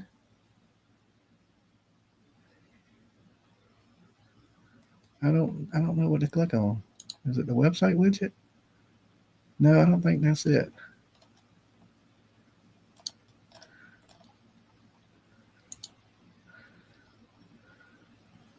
Huh. Hold on. Let me see if this does it. Your post is ready. Okay, it's going to post it in my Facebook. Hold on a second. But it ain't giving me a link. I want the link. Copy the code. It's right up top. I did that, but it came out so long. It came out like 700 damn things. Okay, right here. Wait. Copy. Let's see if this is it. There it is. There's the short one. That's his GoFundMe if anybody wants to donate. He has a goal of 20,000 is his goal. 413 donations. He's raised $12,771. And man, I feel bad for that dude. There has been an incredible challenging journey, both physically and emotionally, as I work to recover and regain my strength. Throughout this ordeal, I remained the sole provider for my family. my loving spouse, 2 wonderful daughters, and our dog, 3 cats, and 3 birds all depend on me. Being away from home and unable to work has placed a significant strain on our household, making it difficult to keep up with the medical bills, hospital stays, and daily living expenses. Your generosity will help us tremendously as we navigate these trails and focus on my recovery. We are hopefully for the best and deeply grateful for any support, whether it comes in the form of donation or prayer. Thank you for everyone who has uh, inclined to help. Your kindness means the world to me and my family. We truly appreciate your support during this difficult time.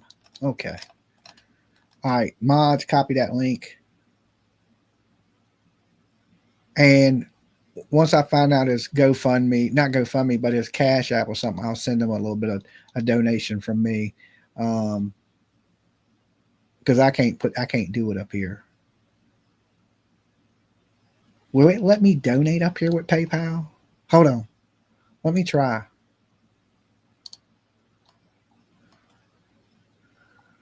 All right, let's see.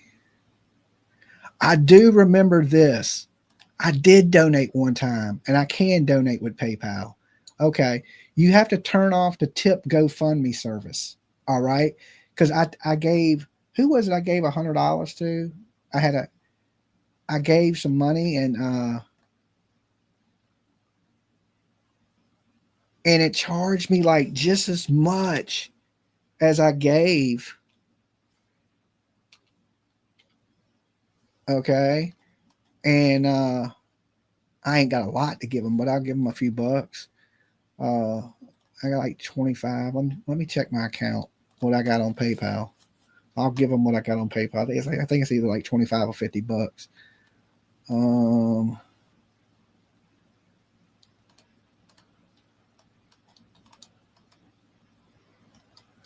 Oh wait. I can't do it from. Can I do it from here?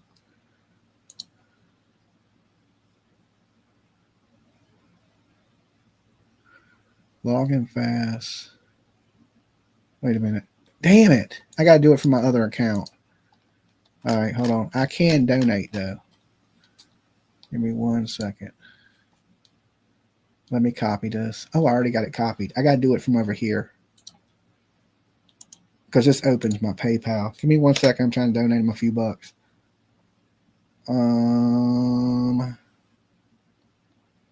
Donate now.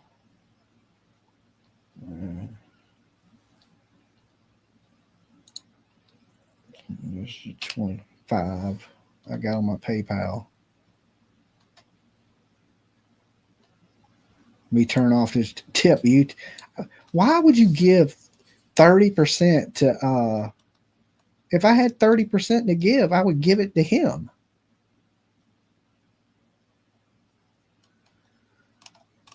That don't make no sense.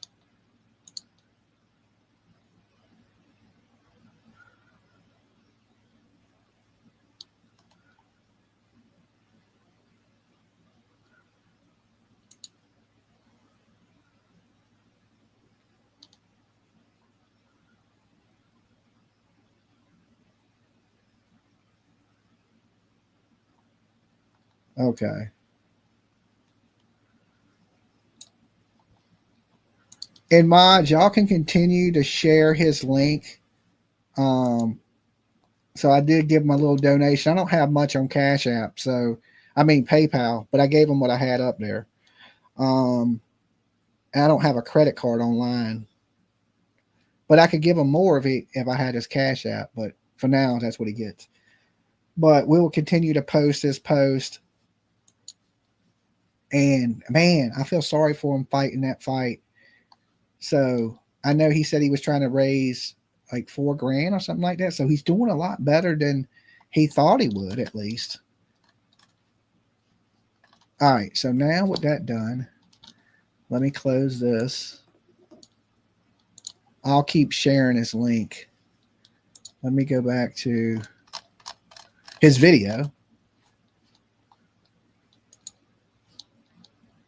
I am preaching Does the sermon get stressed out? No. Does the Oh yeah, we donated a ton to Hunter. Remember Hunter and Candace? But we raised money for him, and then he was saying because Allie was in the hospital, and then basically he took the money and bought a gun. Okay, that dude right there.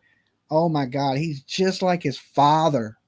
So yeah, I've helped people that did bad things with the money, and I'm sure Ahmed, he'll, I didn't give him much. It's $25, but that's all I had on PayPal. If it was Cash App, I could have gave him more. Dolly, you donate to the funeral of the kid that was killed. Yes, I donate to the funeral of the kid that was killed. I give what I got. I just ain't got a lot. I wish I had more. I give more, but I do what I can. You know what I'm saying? I still got to eat at the same time. Um, Donated and shared for Ahmed. Yeah, thank you. Nobody, it ain't no thank me. I mean, I would, I'd do that shit for anybody. I'm the type of dude, just to be honest with you, if we was at the bar and you were sitting beside me, I'd buy you a beer. I'm that guy. Like, hey, you want a beer? Want a drink? So I don't judge homeless people. And listen, like I said, I've been in need. I've been in the hospital bed just like them, right? Just like them. So I know it's because the first thing you think about is like, man, I've been down all this time. How I'm going to pay my bills, especially if you're an entertainer on the internet. Because if you're not on the internet, you ain't making nothing, So you got to have something. And so thank you for everybody if you donated to them. And my whole thing is this: if you don't need it, it don't matter, right? Or if somebody does something bad with the money, it don't matter because you give from your heart. You don't give thinking somebody's going to do this or do that. You just give from your heart. Like when you donate here on my channel, right?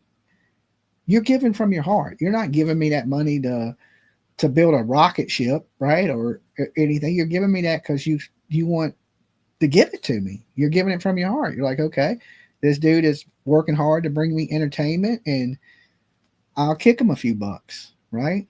Like Rose says, a few shekels. If you went anywhere for your entertainment, usually you got, if you went to a comedy club, what is it going to cost you? $20, right? For entertainment. Usually people will pay for their entertainment. If you go to the movies, right? Like some of y'all been here 2.5 hours, right? That's longer than a movie. How much would a movie cost you? Right? What, like $15? How much is a movie these days? I don't even know. Anybody know? Maybe like $20 or something like that. So think about it. So people spend for their entertainment. So when people, if you got a few bucks, kick your favorite YouTuber, a few bucks here and there.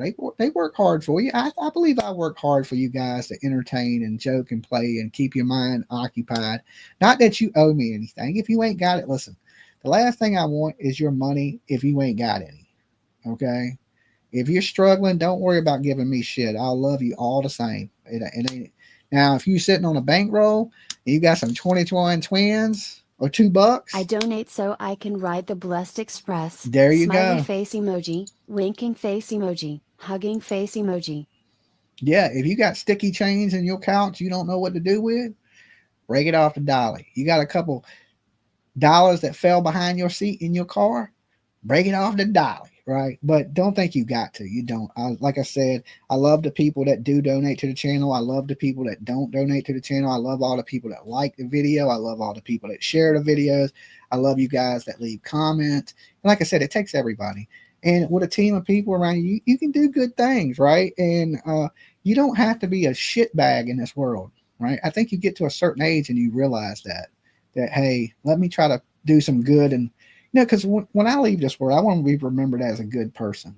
I don't want to be remembered as an asshole or a shitbag or some grimy dude that just cared about itself. Now, when I was young, I was probably selfish. As I've gotten older, I've gotten more caring and more compassionate, which I can't believe. I don't even know where it came from. But I feel sorry for so many people. I just don't. It's just like I woke up one day and was just like, I don't know, like had a heart. Yeah, like where the hell did that come from? And then I had a heart attack. So listen, if you can't donate to the man, that I can understand that. Say a prayer for him though. Those are free. God will listen to you for free. And the more people that say a prayer, the more God listens, right? The louder that prayer is in heaven when more people say it. So throw a little prayer out there for them. It can't hurt. And when you do something good like that in the world, good comes to you, man. I've learned that. That's why I'm quick to do something decent or try to help somebody, because every time I have, something good happens for me. And maybe I just want good things to happen. That's why I'm being good. But so far, it's worked out really good for me. Okay. The better I am, the better shit happens. Nicer thing. And my luck is not as bad. Karma is not like really getting me as bad as it used to. So I want to keep whatever I'm doing, I want to keep doing. All right. So I feel blessed. Give me a Give me window a window seat. seat on the Blessed Express. Thank you guys. Thank you. Let's jump back over. Let's get into it. Preacher gets stressed out when you see him. Yes! Oh, Lord! Let me Let me tell you tell you, something, Lord, Alan. exactly. No, that preacher is doing what God. We are gathered here today to witness the man journey through battling cancer, right? Oh Lord, them Southern Baptist preachers ain't no joke. All right, let's jump a little ahead in this. Where are we at? God called him to do, bro.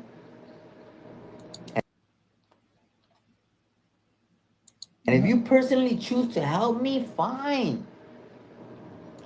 We can't.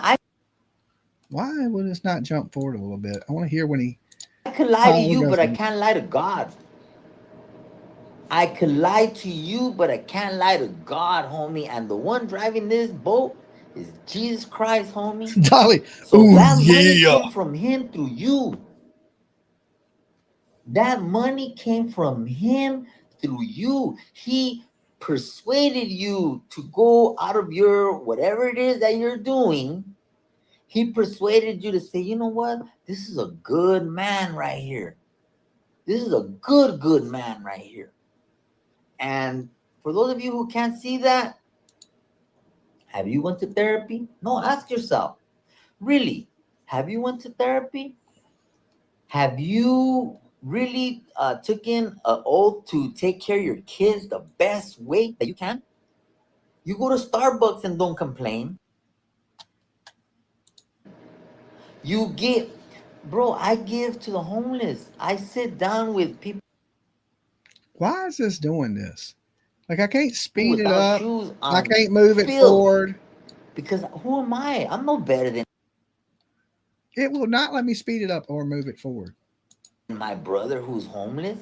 I'm no better than that man who has to eat a burger on the side of the road because he has nowhere else to sit. I'll sit with you, bro. I'm not afraid to tell people how I feel. That's my problem. That's not my problem. Okay, there it goes. I want to get into what's going on with them. But here I am. Damn. Tell you, I feel like I'm at fucking. Excuse me, Lord. Lord, excuse me. I feel like I'm at Wawa Grow or something. Jeez Louise. And they took away my salt. I knew it. I knew it. Earlier, they brought me eggs and a pancake. One. Bro, they feed you worse than Chowchilla, homie. They Hospital didn't give me food no is salt. terrible. Look what they did give me though. Original seasoned blend salt. I like salt. I love salt. I'm a salty ass fool, homie. But in this instance, they're not allowing it. What can I say? Anyhow, this is my medical condition. All right, here So we I go. came in because I had a coughing spell, if you will, right? And I noticed when he fell out that day out there in Calabazan, when they, the same day they arrested Jake and Rebecca, he was coughing really bad. Like even when he woke back up, he was hacking pretty bad. Even when they got him in the back seat of the car, he was just coughing, because I thought he was going to go back out again, because it seemed like when he started to cough, he couldn't catch his breath, so that was pretty scary, and I don't know the guy, personally know him, I met him out there, but I don't want to see nothing bad happen to anybody. So it was a really scary situation, and thank God the police were there, and it was quick to get the fire department and the first responders out there to him, and it was so hot and just trying to, I don't know if it was, because of his meds and shortness of breath that he fainted, or was it the heat? He doesn't have Cash App, but PayPal, Venmo, etc. Okay. I don't know what reason it was, but it was a really scary situation, for anybody. Like, I mean, even if a complete stranger falls out around me, the thing is, people don't want to help anybody these days. Motherfuckers will pull their camera out and start videotaping you. I was already videotaping before he fell out, but even videotaping, I ran to help him, to do what I could do to make sure he was okay.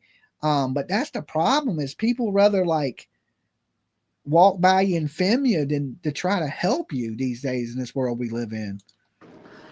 And I thought I had pneumonia, which I do. The doctor confirmed that. They said that I have a bunch of dark spots all over my lungs. But the doctor also said that he doesn't think that it has anything to do with cancer, because he goes, I don't see the cancer. And this is a cancer specialist. So now he says they diagnosed me with pneumonia. So I have pneumonia, but I'm not coughing. And it's like the x-ray shows I have a bunch of spots all over my lung. So I'm hoping that the cancer hasn't spread into lung cancer, which he says he doesn't think it is. That's good. But he says that he thinks I may have bronchitis, a bronchital. So they did me a test. They did me a test for breathing, and he thinks I have bronchitis. Well, I know that day he was out there, he was coughing pretty bad. Like, and then it seemed like as he coughing, he was getting short of breath, which, I mean, I'm no doctor, so I don't know what's going on with him. At the time, I didn't really know much about him.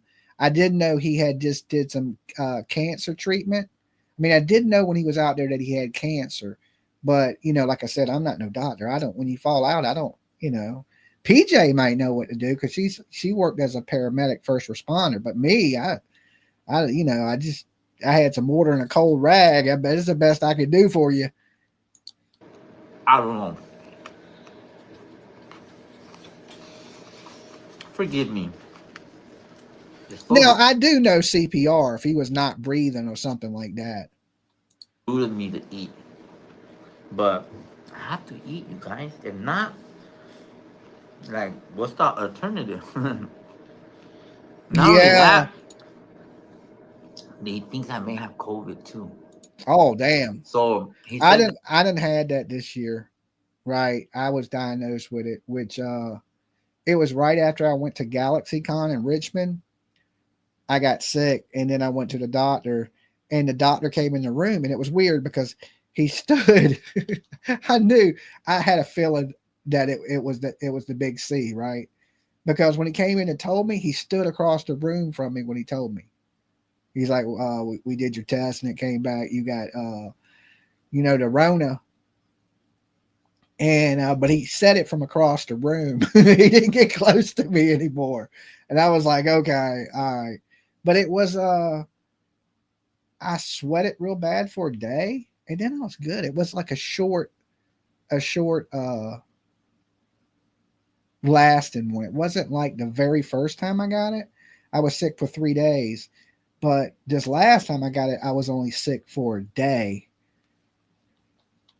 that there's about 5 people in the hospital right now with COVID, and I don't think I have COVID, but they're testing me for. They did the oh, that's bro, that swab. Ugh, I hate it. But They try to touch your brain so with I it. might have COVID. They don't think, they're just gonna test me. He thinks I have, no, I have a private room. I have a private room now. Bro, I'm celebrity status at this point. No, I'm not.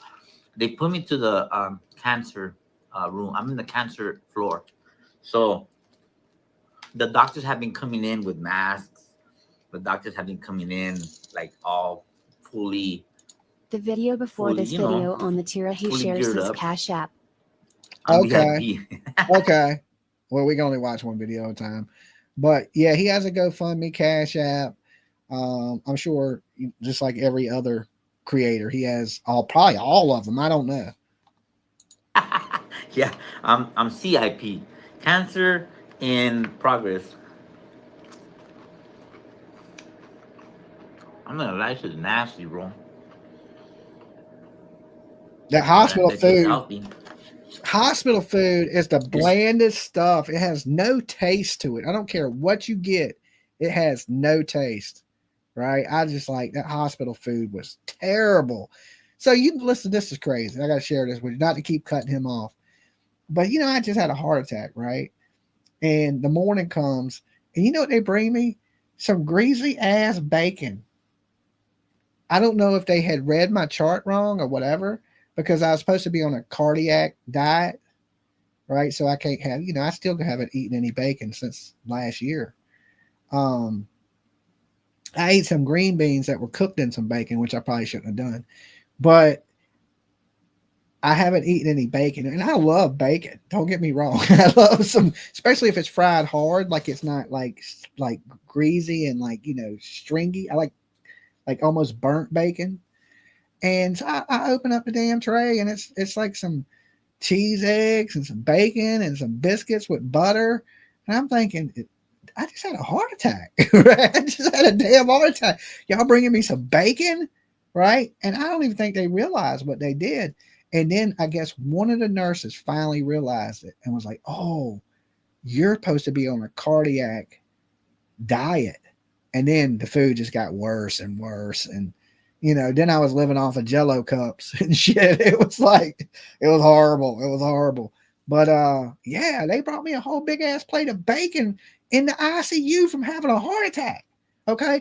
I got a damn clogged artery, and you gonna bring me a plate of bacon. Like, I looked at it, I knew not to eat it. I knew better, right? I was like, I can't eat that.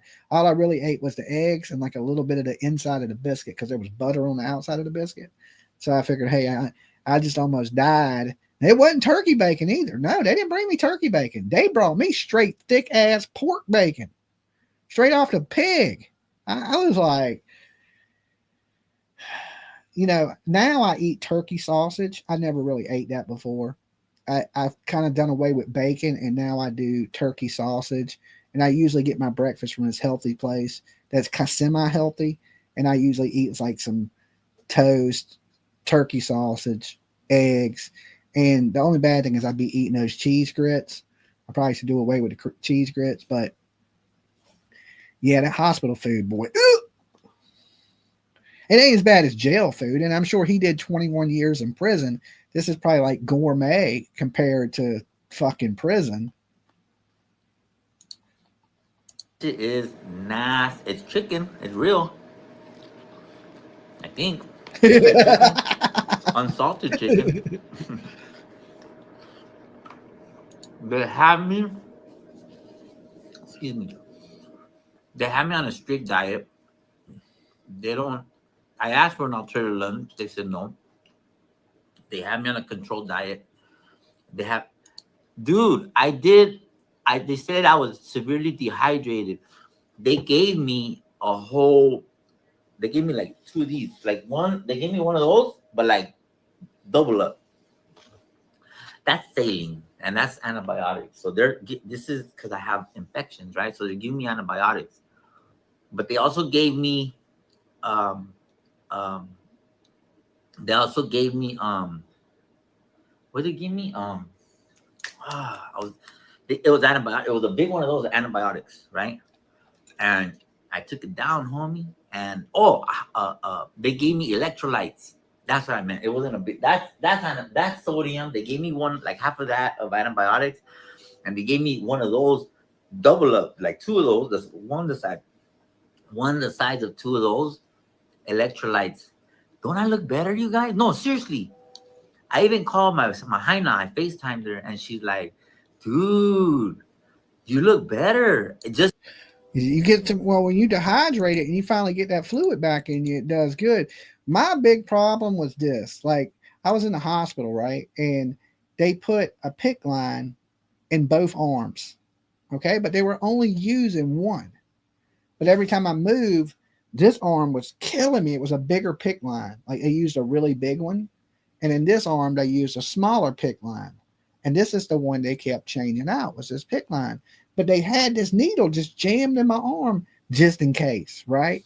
So I'm telling the I was telling the doctor, I was like, can you take this shit out my arm? Y'all haven't used it one time in 3 days. Y'all just got a needle jammed in my arm. And every time I move it, it hurts.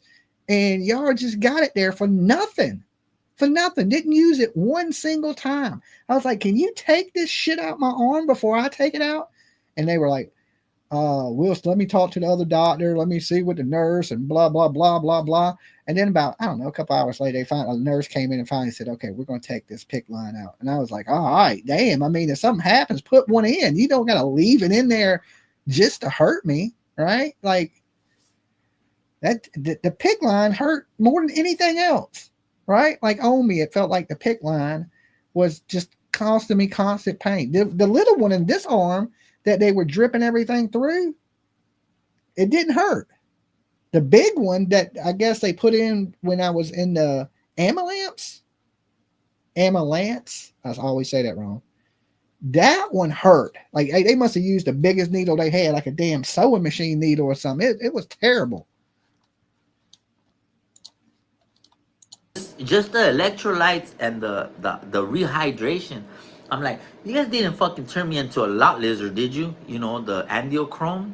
And they're Thank like, you, no, they didn't give me Helena. no vitamin B. They didn't give me no B12 shots. They didn't give me no angiochrome. I'm not a fucking lizard, man. I'm just rested. Don't I look, bro? Honestly, like in all reality, you don't have to gas me up, but don't I look better? And my shirt's dirty because I slept in this shirt. But don't I look better? Thank you. Not me being the whole fucking angiochrome. Anyhow,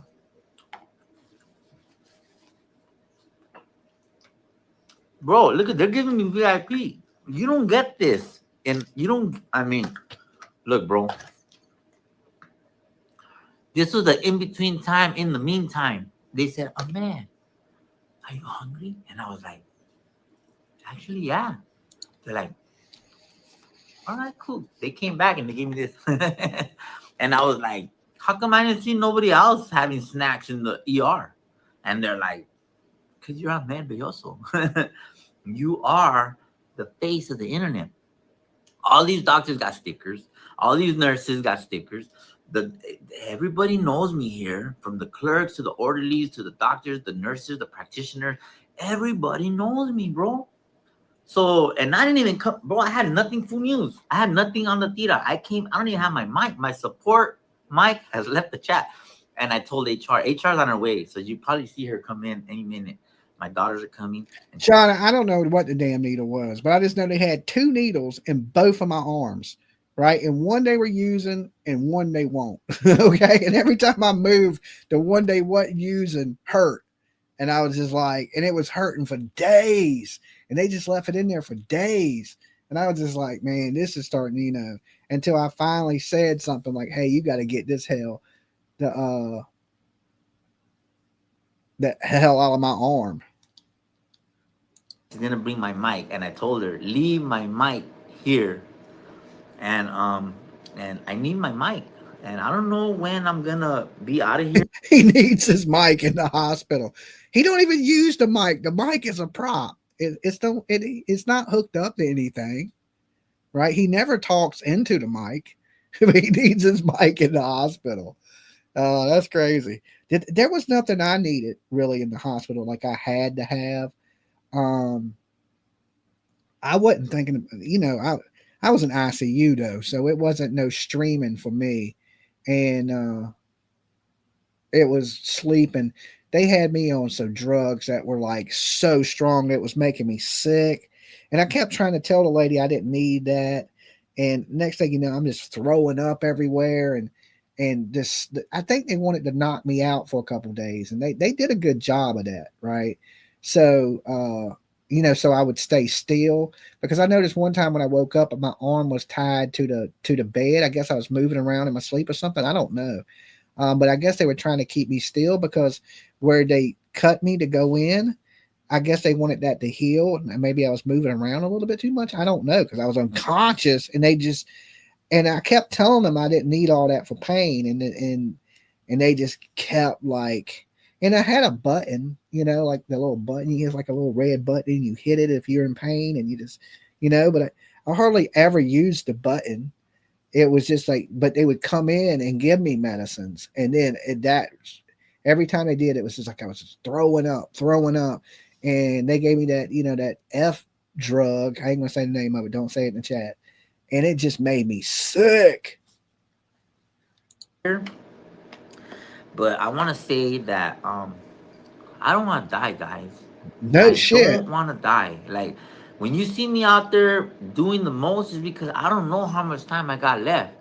And I don't want to die, but I'm not going to sit up in a freaking room. Like, I got to be here because I have to. But if I don't have to be here, I'm not going to be here. Damn. I soiled my blanket. It's okay.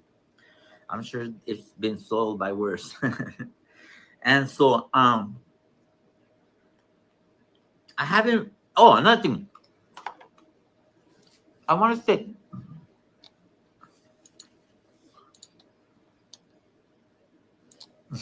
as much as I put. Yeah, see, I don't know too much about the medical world. I mean, I'm not a doctor. I don't claim to be. I'm just sharing my experiences, and I hope this man gets well.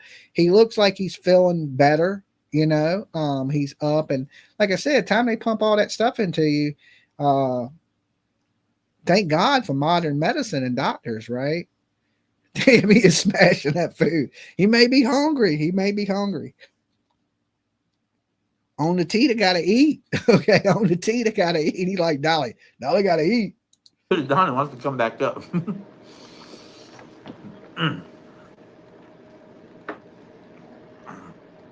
Hold on, guys. Hold on. This is not good. I'm on a very strict diet, which is cool. I don't care. See, not tripping on that. I mean, I probably could have streamed from the hospital when I got into the second room, but there's something about streaming to me. Like, I can only stream when I'm in the mood to stream. Like, I have to be in the zone.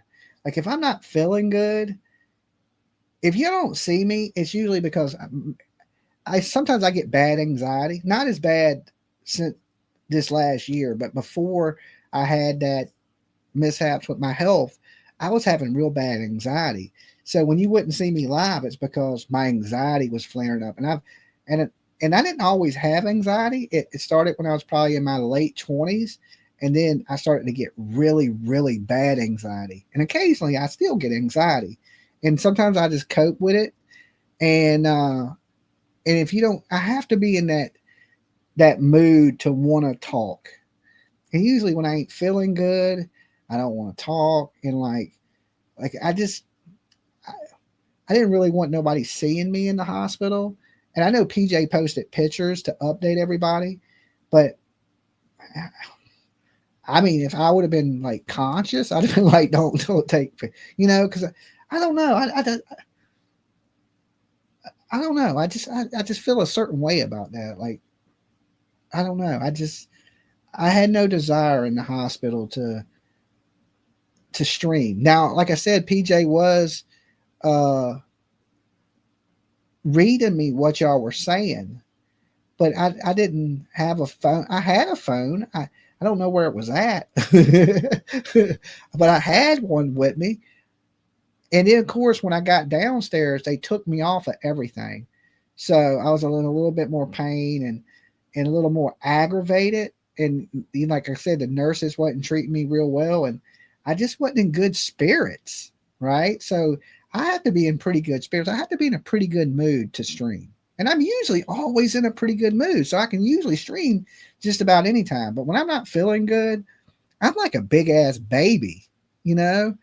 Like you will know when I ain't feeling good. And PJ's good about taking care of me. She really knows when my anxiety's messing with me, when I don't feel good, when I'm quiet, right? Like usually if I'm quiet, that's the first sign that I don't feel good because I'm usually just, all over the place doing something. And if I'm just sitting there quiet, there's probably something going on. But look, you guys, I want to say thank you to all of the content creators who have did reaction videos. And I don't really name a lot of people, but I see everybody, bro. And the vato that says new video.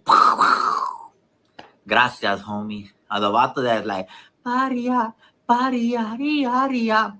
Gracias, homie. I don't know these vatos. I never talked to them. I don't know nothing about them. I don't listen to internet crap about this vato's this and that vato's that, because for all I know, the vato that's talking all that shit might be the one that has the biggest chamarra, homie. I also want to say thank you to the vato from Mexico. And he said, and I also want to thank the vato from Maravilla too, homie, that sits in his car. And I also want to thank the Pirujas. God bless you too. Because like Easy E said, if you buy my Fuck the police. Is that what Easy said? Step with pep to the back of the house. Easy, I'm a huge Easy E fan. CD and broke it, as long as you bought it, girl. If you bought my CD and gave it away, as long as you got it. As long as you bought my CD and threw it out the side of the cliff, as long as you bought it, that's the purpose here. So you can sit here and talk that papas, homie. You can sit here and say whatever it is you want to say, as long as you listen to the message. So I want to thank Slugs. I want to thank Cali Legends. I want to thank Gunner. I want to thank Dubs. I want to thank 50 Cent. Rotten Mango. I want to thank Rotten Mango. I want to thank Hidden True Crime. I want to thank Court TV. I want to thank everybody who has. I want to thank NBC. Hi. My name is Brian. I'm here from Blood. Okay. Blood. I'm on the live. Can I cut it or? No, it's okay. Okay, then you do you. Yeah, I could do it quick though. Yeah, do you. It's on this side. I'll be on this side. On this. Okay. Yes, Okay. To avoid the. Yeah, you could do your live. Okay. I could do What's your name again? Brian. Ahmed. Nice to meet Ahmed, you, Brian. Nice to meet you. Thank you. You're a vampire. Yes, sir. You can. Hey, we like vampires. Dolly Vision. Oh, People like KROQ. People like KFI Radio. okay. Maybe we should skip where he gives blood. But damn, thank you for the shout out there, Ahmed. Yeah, listen. To me, it's all about the child, right? Like nobody owes me any thank yous or any shout outs. I don't do it for that. It's to me, my biggest thing right now is they find this child. Okay. So I'm gonna skip past a little bit where he gives us blood. We don't want to really watch him give blood. All right, right here. And but thank you for the shout out. Thank you for the recognition. To me, it's all these kids. It's all these kids, and the more people out here fighting for these children, the better it is. And it's good sometimes that people see the hard work you put in and recognize you for that, my peers. And I think the people in the true crime community, they know I work hard. They know I'm passionate about what I do. And I don't really care where it's at. If I can do something to help, I always try to do what I can to help. Now I can't do a lot, like I said, but I do what I can. And when I first came into this to share a story, is like I watched that first little girl go missing somewhere Wells. And I don't know what happened. I fell into that Summer Wells rabbit hole. And after watching all the videos, I thought to myself, what can I do to help? And I was just thinking, I'm one person. One person can't do nothing, right? But then, I started to look and search, and I did the prayer vigils for and I just think one person can do a lot now. I think differently now. I think one person can do a lot. So if you're watching out there and thinking, well, what can I do? I'm only one person. That's how I thought in the beginning. Now I don't think like that. I think one person can change the world, so you got to be that one person that does that. And if it wasn't for Summer Wells, would I have been out there for Emmanuel Haro? Would I have been there for Sebastian Rogers? Or would I have been there for Quentin Simon? Or would I have been there for Harmony Montgomery, Avril Hooks, and on and on and on? All these places I've been and all these cases I've covered, it's all because that little girl broke my heart that night, right? And my whole life changed from a YouTube video. That shit blows my mind still to this day. I can't believe it. Okay. I just cannot absolutely believe it that something so small as I still remember the person that told me about Summer Wells, Stony Stone. And he's like, have you ever heard of the Summer Wells case? It'll blow your mind. You ain't going to believe it. And I didn't even go watch it. I didn't even pay it no mind. I really didn't pay no mind to what Stony said. But he planted that seed in the back of my head. And one night I was sitting here late by myself, and I was like, all right, let me check out what he was talking about. And man, my life has changed so much since that night. We've been on a journey ever since that night for the last 4 years, fighting for justice for these kids. And I wouldn't change nothing to save my life. The reason I'm here is because I'm supposed to be here. Where this journey is going to take me, I have no clue. I have no clue. Like I could be somewhere tomorrow if something happens, And I think if you're watching out there and you're thinking, what can I do to help? I'm only one person. You can do amazing things if you really put your mind to it. And help a lot of people along the way. So I believe that Summer Wells she's gone, but she has helped a lot of people through her going missing. Other people, these kids can't go missing in vain. Their life has to mean something, right? And if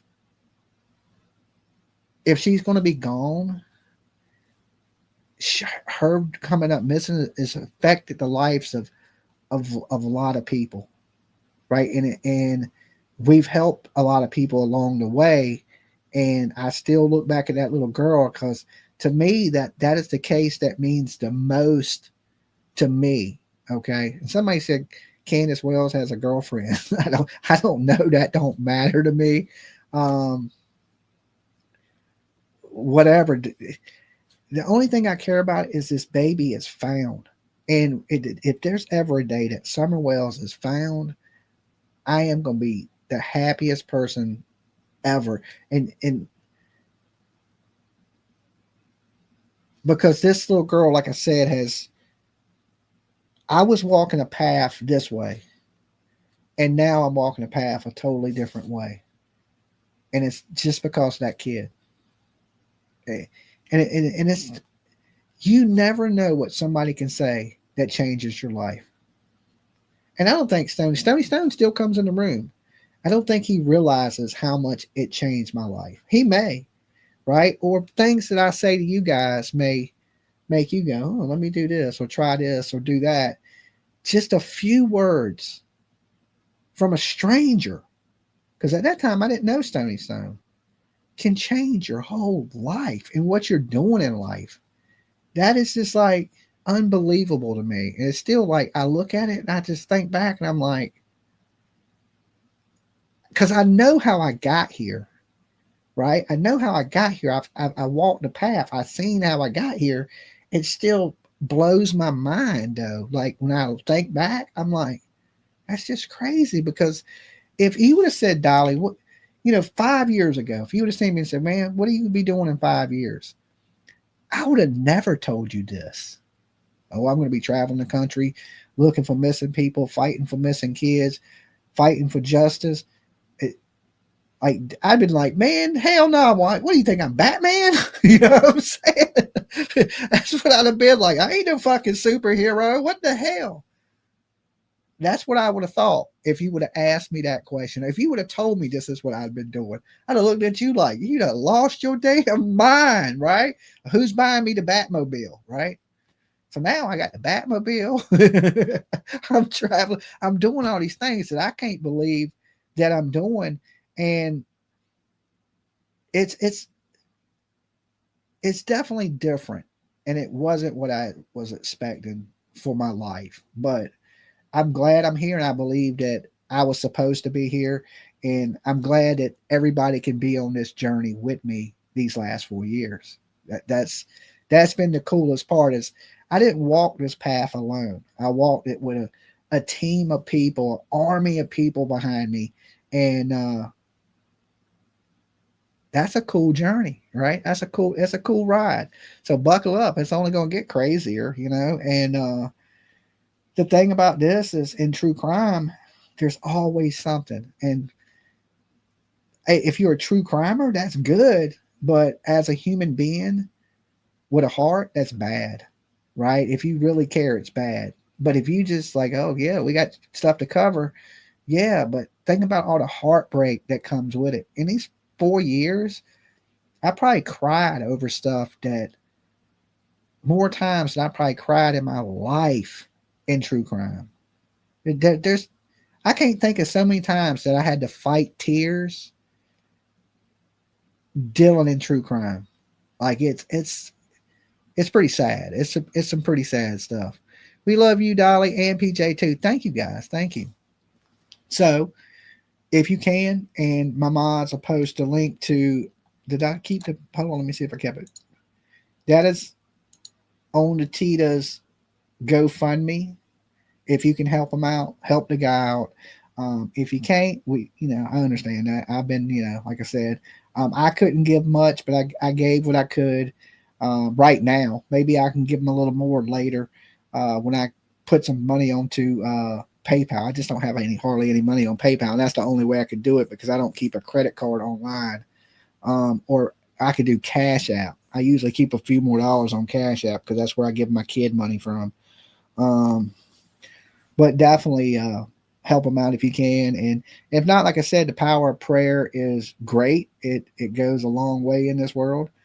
So I done been here with you guys for 3 hours. So I'm going to get ready to get out of here. You've been awesome tonight.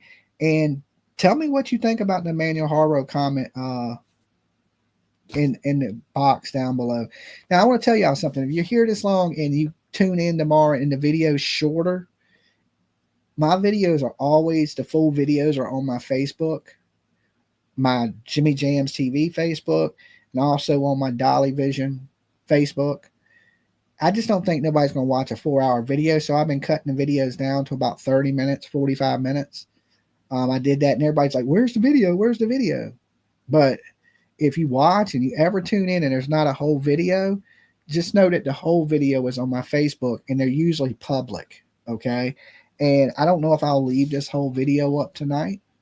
I might, but I'll definitely cut out the intro because I don't like people having to wait and watch that long ass intro when they watch the replay. But just remember that anytime you ever go, well, damn, the video just cut off, just go over to my Facebook and you can watch the whole video. Dolly, please do tour. Cancer is not for the weak or anyone. I don't know what that means. Don't worry, Dolly. Sometimes emotional support is worth more than the dollars. Absolutely. Like I said, when I was in the hospital, I just was glad for the prayers. That was the most important thing. is the prayers people were saying for me. So it meant the world. That's what I needed the most. Is that pick me up, because like I said, I was scared and down, and when I heard all the nice things you guys were saying, it made me feel better. I mean, not physically, but mentally feel better, and that was important. So listen, just remember, great way to support the channel. Join up. We do have our tumblers up, our Halloween tumblers. They're on sale now on the merch store by dollysoap.com for a limited time up until Halloween. We got like Chucky, Freddy, Jason, Art the Clown, Texas Chainsaw Massacre. You name a good horror movie, Devil's Rejects. We have tumblers in all of those for Halloween. So it's a great way to support the channel. Also, we got hats. If you ain't got a hat yet, check you out a Dolly Vision hat, trucker hat. We got them for Turtle Island. We got the Mardi Gras one. We got the pink and white. We got the flowers. And the flowers seems to be the best seller one, right? A lot of people like the flowers. So check you out a hat, check you out a t-shirt, something like that. And rock Dolly Vision, baby. It helps keep us going. And that's what's going to thrust us into the future. And I will see you guys tomorrow when I wake my lazy ass up. So prayers to our man on the Tira. Hopefully he makes him a full recovery. And, it's just something simple and he'll be okay. And, pray that this cancer don't, come back on this man and all that good stuff. All right. I'll see y'all soon. Peace.